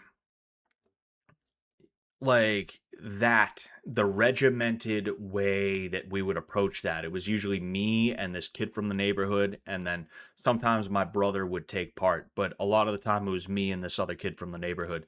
The way we would plan and execute was very regimented, and we were just very good at being able to make shit up on the fly. And I think that's where it comes from is like one, I think I just kind of had a propensity towards that in the first place, but then two, getting a ton of practice being a piece of shit when I was a kid. You know, I wasn't a bad kid. It's just there were times that I acted out just like every other kid does, you know. We stole a bunch of Magic the Gathering cards from this one dude, and I kept him at my house for the last about 20 years, I want to say, maybe even longer. I forget how long it's been exactly, but I found those recently, and the kid still lives in that house along with his family. And I waited until like 3 a.m. and I threw him in a bag and I went to his house and I left him on top of one of his cars with a note that said like, give these to blank, you know, because I think that was the right thing to do in that situation. And I'm not some kind of like good guy for that either. I'm the one who fucking stole them, you know. I'm like, pat myself on the back. I gave something back that I stole. Oh man, I'm such a great guy. It's like fucking a. Um, they they called it a hate crime. Oh, I wasn't a vandal, but my friends were. One time, a buddy lit a scarecrow on someone's lawn for Halloween, and it burned off into a cross, and it stayed on fire. The people ended up being Indian. They called it a hate crime. I bet he loved doing it, though. I bet he loved doing it. Um, yeah, but that's kind of where that comes from. Is I've always had an intellect that's very good at sussing out what the right answer is in a situation. Even if I don't give that right answer, it's usually because there's some other counteracting thing. But like in a case like that, it's like, do we go left or do we go right? I'm very good at picking which way we should go, and I'm also good with pressure. I'm good with high intensity situations. I'm good with being able to pull everybody together and send them in a direction. A lot of people are not good at that. A lot of people think leadership is just like being able to boss people around and tell people to do stuff. And that's a very normie coded thing, is to not understand what leadership actually is. And because of that, they assume that somebody who's bossy, someone who's like kind of annoyingly confrontational, because that's the thing is there's always some semblance of confrontation in those bossy people. They're not just like, "Hey, I know the right thing to do things and I want everybody to be okay, so let's do it this way because I think that's the best way and here's why." It's, "No, listen to me. I know the right way. We're doing it this way. You do this, you do that." Like there's always some kind of fucking confrontation with people like that. And because normies are stupid, and I hate calling them normies, but like it's the only thing that I could think to call them is normies, or just the average person, I guess you could say, the cattle, the goyim, right? Because the goyim is stupid as hell, right? Um, uh, like they assume that somebody who's like aggressive and is like, "No, do it this way." They're like some kind of good leader. There's leadership qualities in that, and it's like, no, no, no, no, no. Couldn't be further from the truth. Couldn't be further from the truth. Um, we all loved it. Yes, it does make you an adult, though. What do you mean, Juan Guzman? I'm confused about what you're referring to with that. Were you talking about returning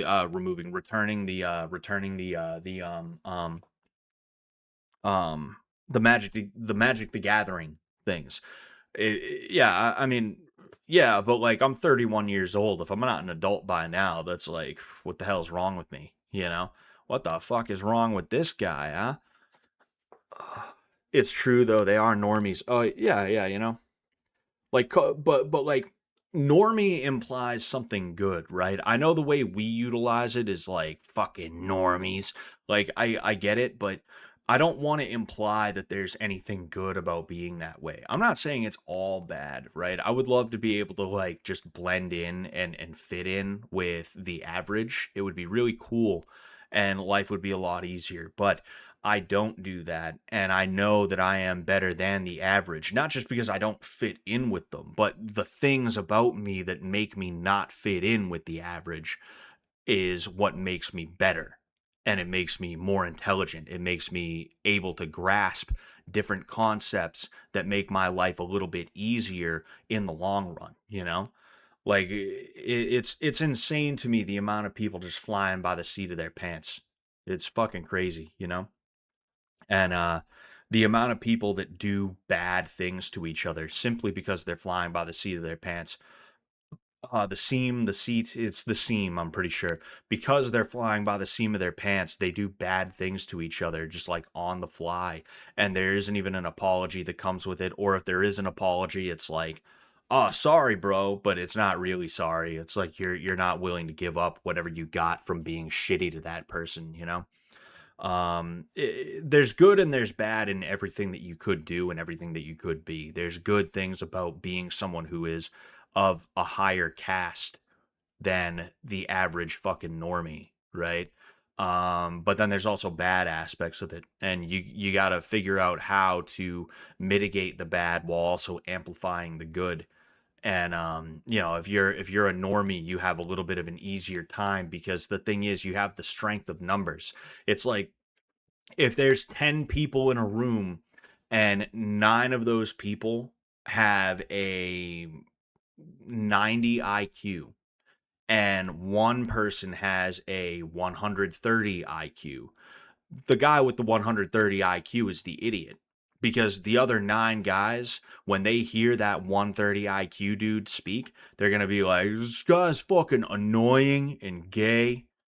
You know, it's literally the idiocracy thing with the doctor. You know, you talk like a fad and your shit's all retarded. Like that's literally what will happen if you're the one guy with an IQ above room temperature in a room full of people with an IQ that's below room temperature. Is you're the idiot, you know? So it's like if you're a normie, you don't realize how bad you have it because, or not how bad you have it, but how fucked up you are. Because for one thing, you don't have the processing power, but then two, everybody else is like you, and all those other people that are like you, they probably accept you on one level or another.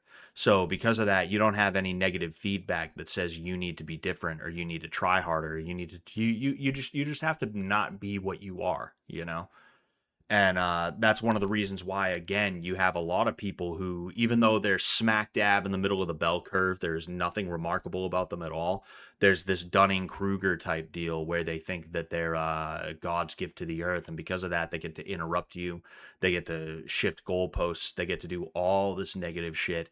And when it comes to you, they act like you need to change, even though you are fucking infinitely more intelligent than they are.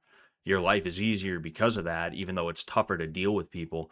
And you know, you just fucking intelligence is a superpower if you're using it the right way, you know. And that is one thing that like the average dude that is or you know, you wouldn't call him average, but what I mean is like there's a lot of people out there who they are really smart, but they don't do anything to make their lives better. They don't do anything to make the world around them better. And because of that, like they develop this weird complex. Like the person who thinks because they're smart, the world should bend to them.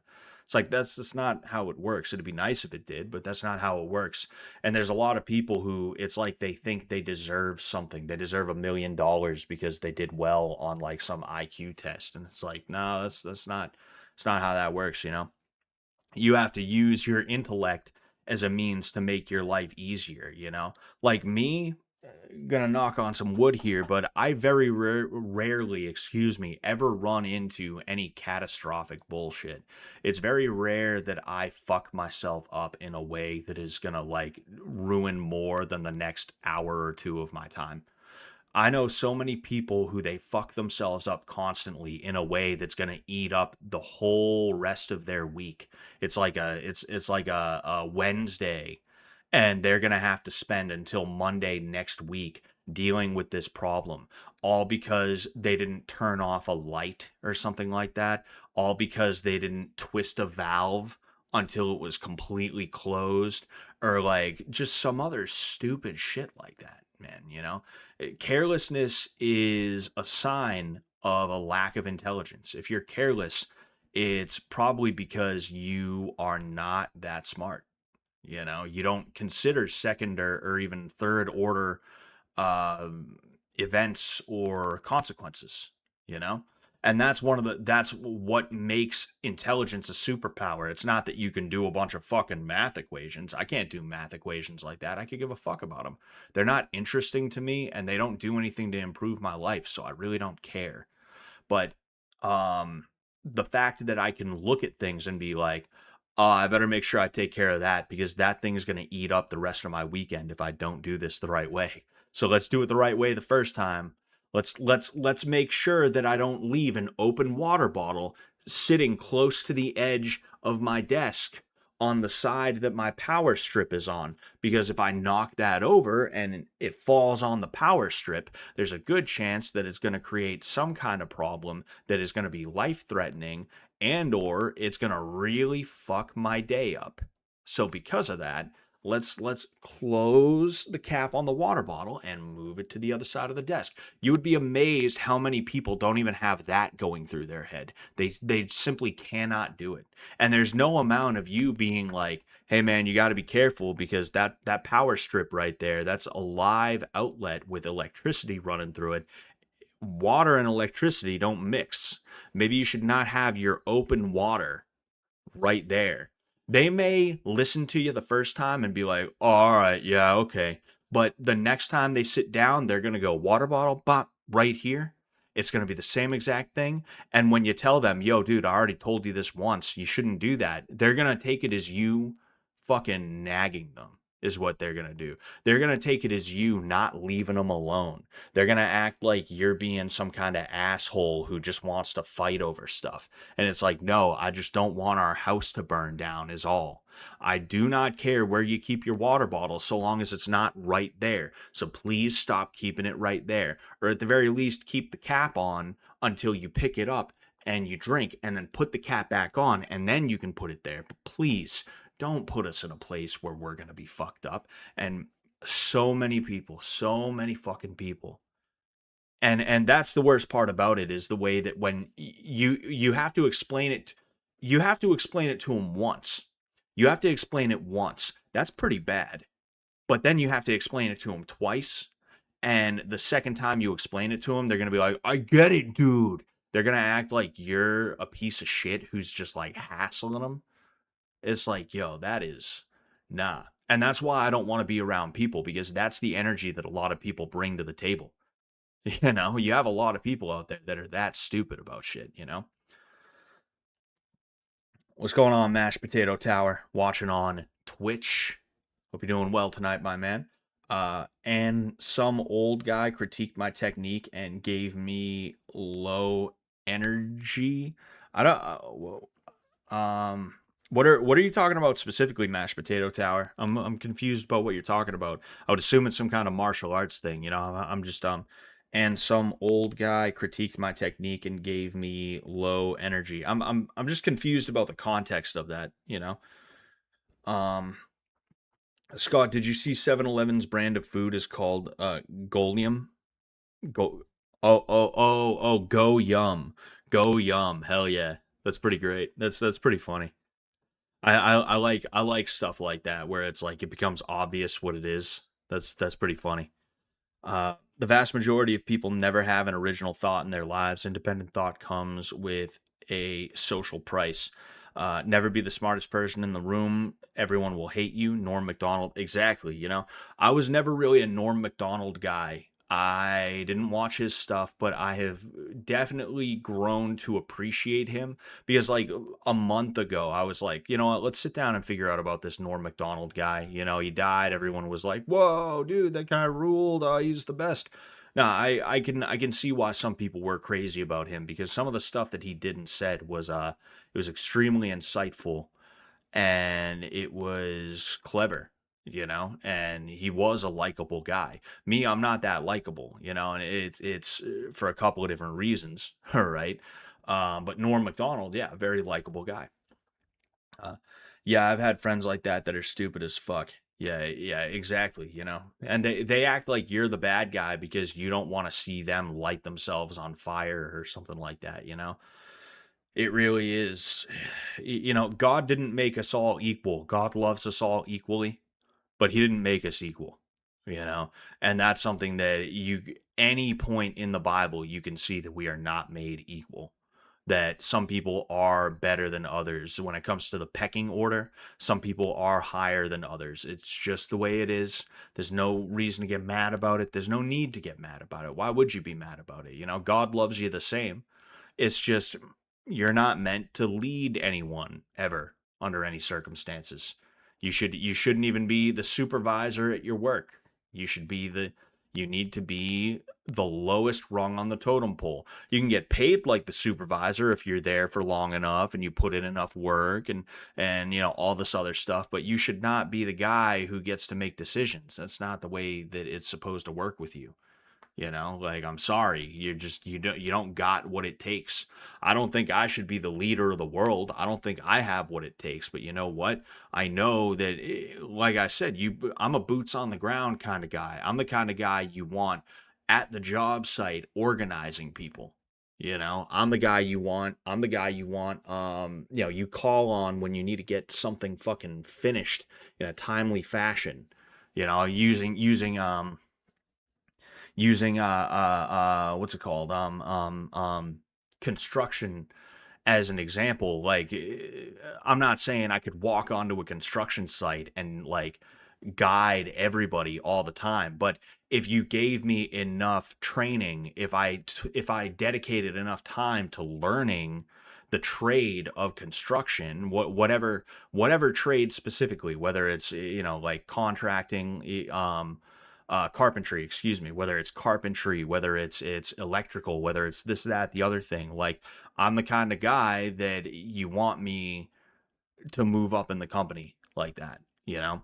And I could run my own company, but like, yeah, it's not like I'm going to be president of the fucking world or anything like that. But there's a lot of people out there who they were only meant to be pulling levers. They were meant to be stamping they were meant to be stamping license plates. They were meant to be screwing caps on toothpaste bottles. You know, the type of stuff that AI replaces, the type of stuff that automation replaces. They were meant to be doing that type of shit. And yet for some reason, because they were never told, "Hey kid, I just don't think you got it in you."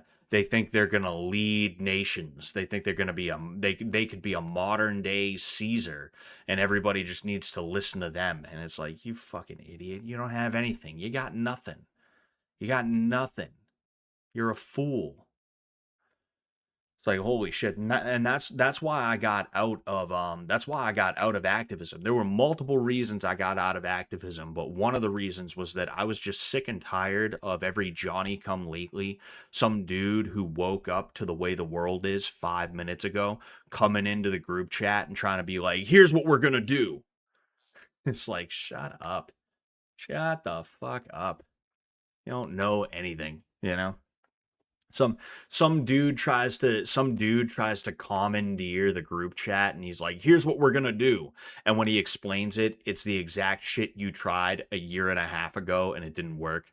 And you've been so far moved on from that that you think that was laughable that you even tried it. And now this dude's trying to be like, "Here's what we're gonna do. We're gonna do this." And you're like, uh, nah, bro, nah, it's not gonna happen. We already tried it. And their response is, "Dude, we're gonna fucking do this, man. Dude, like I'm telling you, bro, you just don't know, man."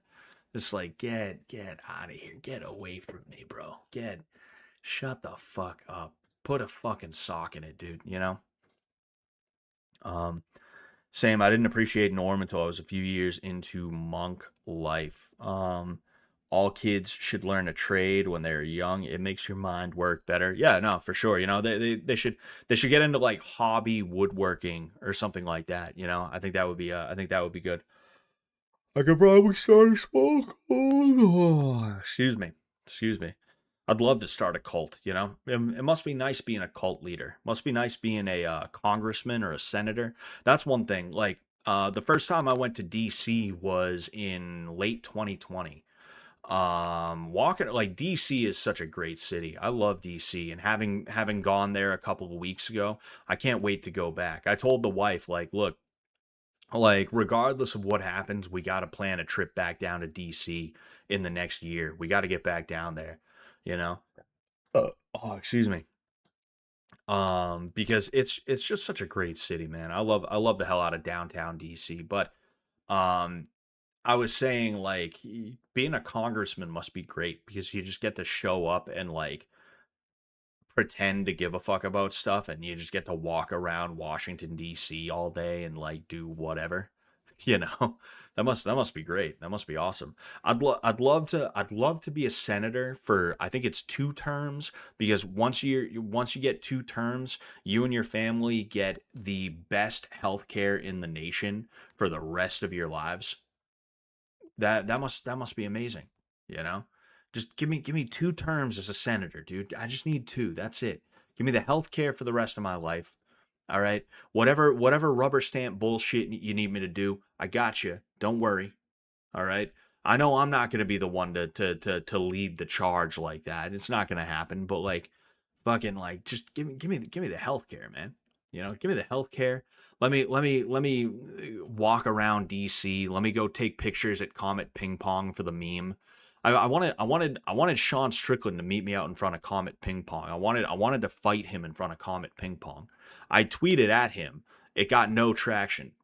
I tried to do something. It didn't work out. But I would have fought Sean Strickland in front of Comet Ping Pong. We could have went inside. We could have went inside and did a teen takeover and moved all the fucking seats and other shit out of the way and boxed in Comet Ping Pong. I would have caught a fucking disturbing the peace charge.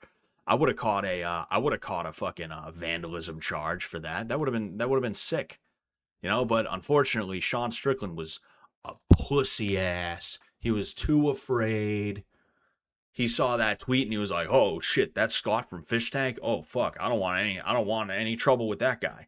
No sir, not one bit. No way." That would have been awesome. You know, how do you approach head movement? I See, head movement for me is like I like to keep something constantly going whenever I can.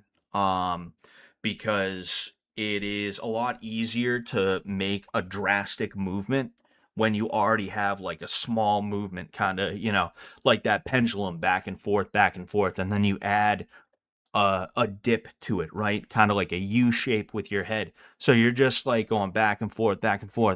Slip to the same place twice. Go underneath. Slip, slip, slip, slip, slip. Under, slip. Right. That's kind of my idle head movement. And everybody like almost everybody does that, right? And it just makes you a harder target to hit in the most general sense. But then I also like to utilize head movement off of punches from the other guy. So I wait for a jab and I'll parry the jab and I'll slip to the outside and I'll step in. I use it as a way to enter into range on a guy that's a lot taller than me. And if you watch me sparring with Sam Hyde, you see that I do that a lot. I wait for his jab to come out and I parry. I slip to the outside and I either counter with my own jab to the body, maybe to the head. And from there, whether I counter or not, I'll usually try to close distance because I'm going to be better in that close range than he is because of, because of the way that, for one thing, like my upper body wrestling is a little bit better than his when I get on the inside. But then two, it's easier for me to start throwing punches. He's gonna have to frame off of me and create distance and start trying to fucking hit me if he's gonna actually be able to nail me, you know? So that's kind of the way that I approach head movement, you know? Man. With cults, you have more fun as a follower, but you make more money as a leader. Creed. Yeah, yeah, yeah. Man. Must be nice being a cult member, just not having to do anything. Well, that's the thing is you have to do a ton of stuff, but you don't have to think about anything. You know, your day is just whatever. You know,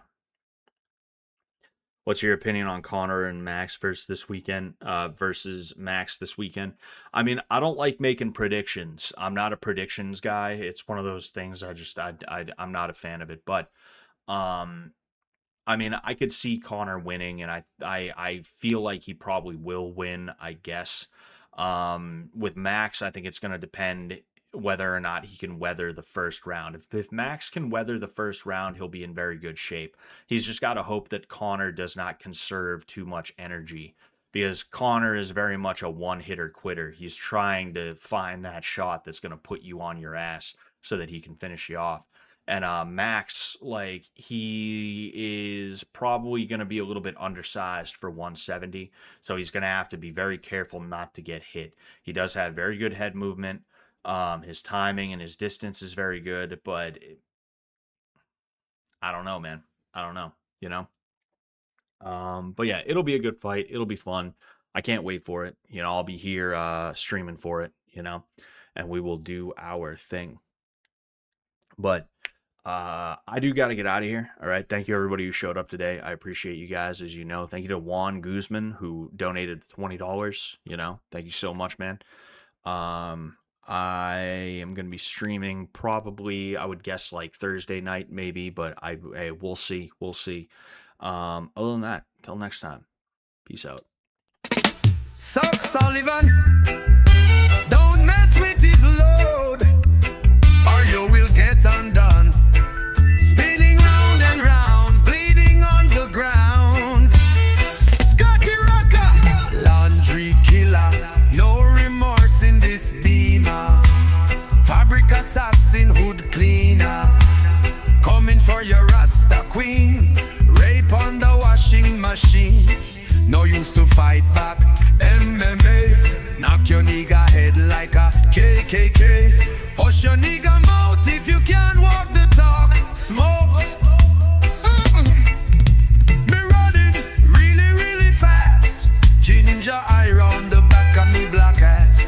Chasing me like a devil, pot belly of the beast. Calling me a dickhead, there is no resist. Closing inch by inch, got me in a pinch. Modern day Scotty Rocker laundry lynch.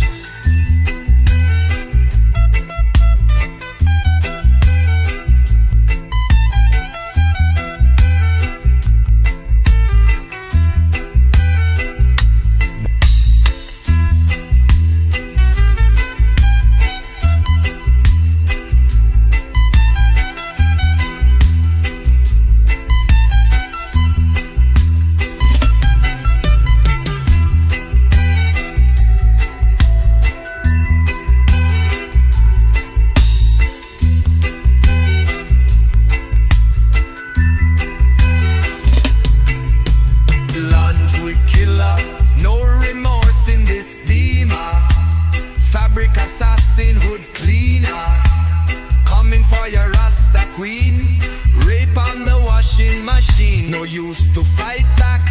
MMA, knock your nigga head like a KKK. Hush your nigga mouth if you can't walk the talk. Smoke. Me running really, really fast. Ginger eye on the back of me black ass. Chasing me like a devil, pot belly of the beast. Calling me a dickhead, there is no resist. Closing inch by inch, got me in a pinch. Modern day Scotty Rocker laundry lynch. Chasing me like a devil, pot belly of the beast. Calling me a dickhead, there is no resist. Oh, close, smoke. Me running really, really fast. Ginger eye on the back of me black ass. Chasing me like a devil, pot belly of the beast. Calling me a dickhead, there is no resist. Closing inch by inch, got me in a pinch. Modern day Scotty Rocker laundry lynch.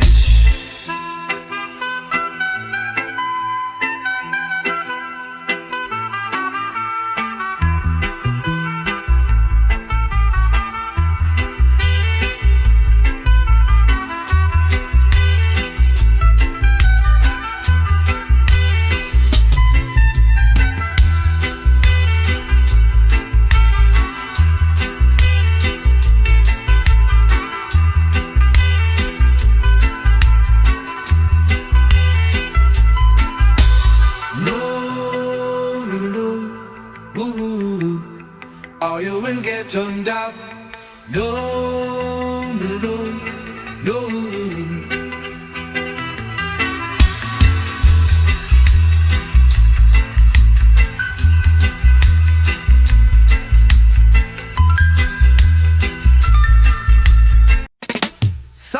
Sullivan.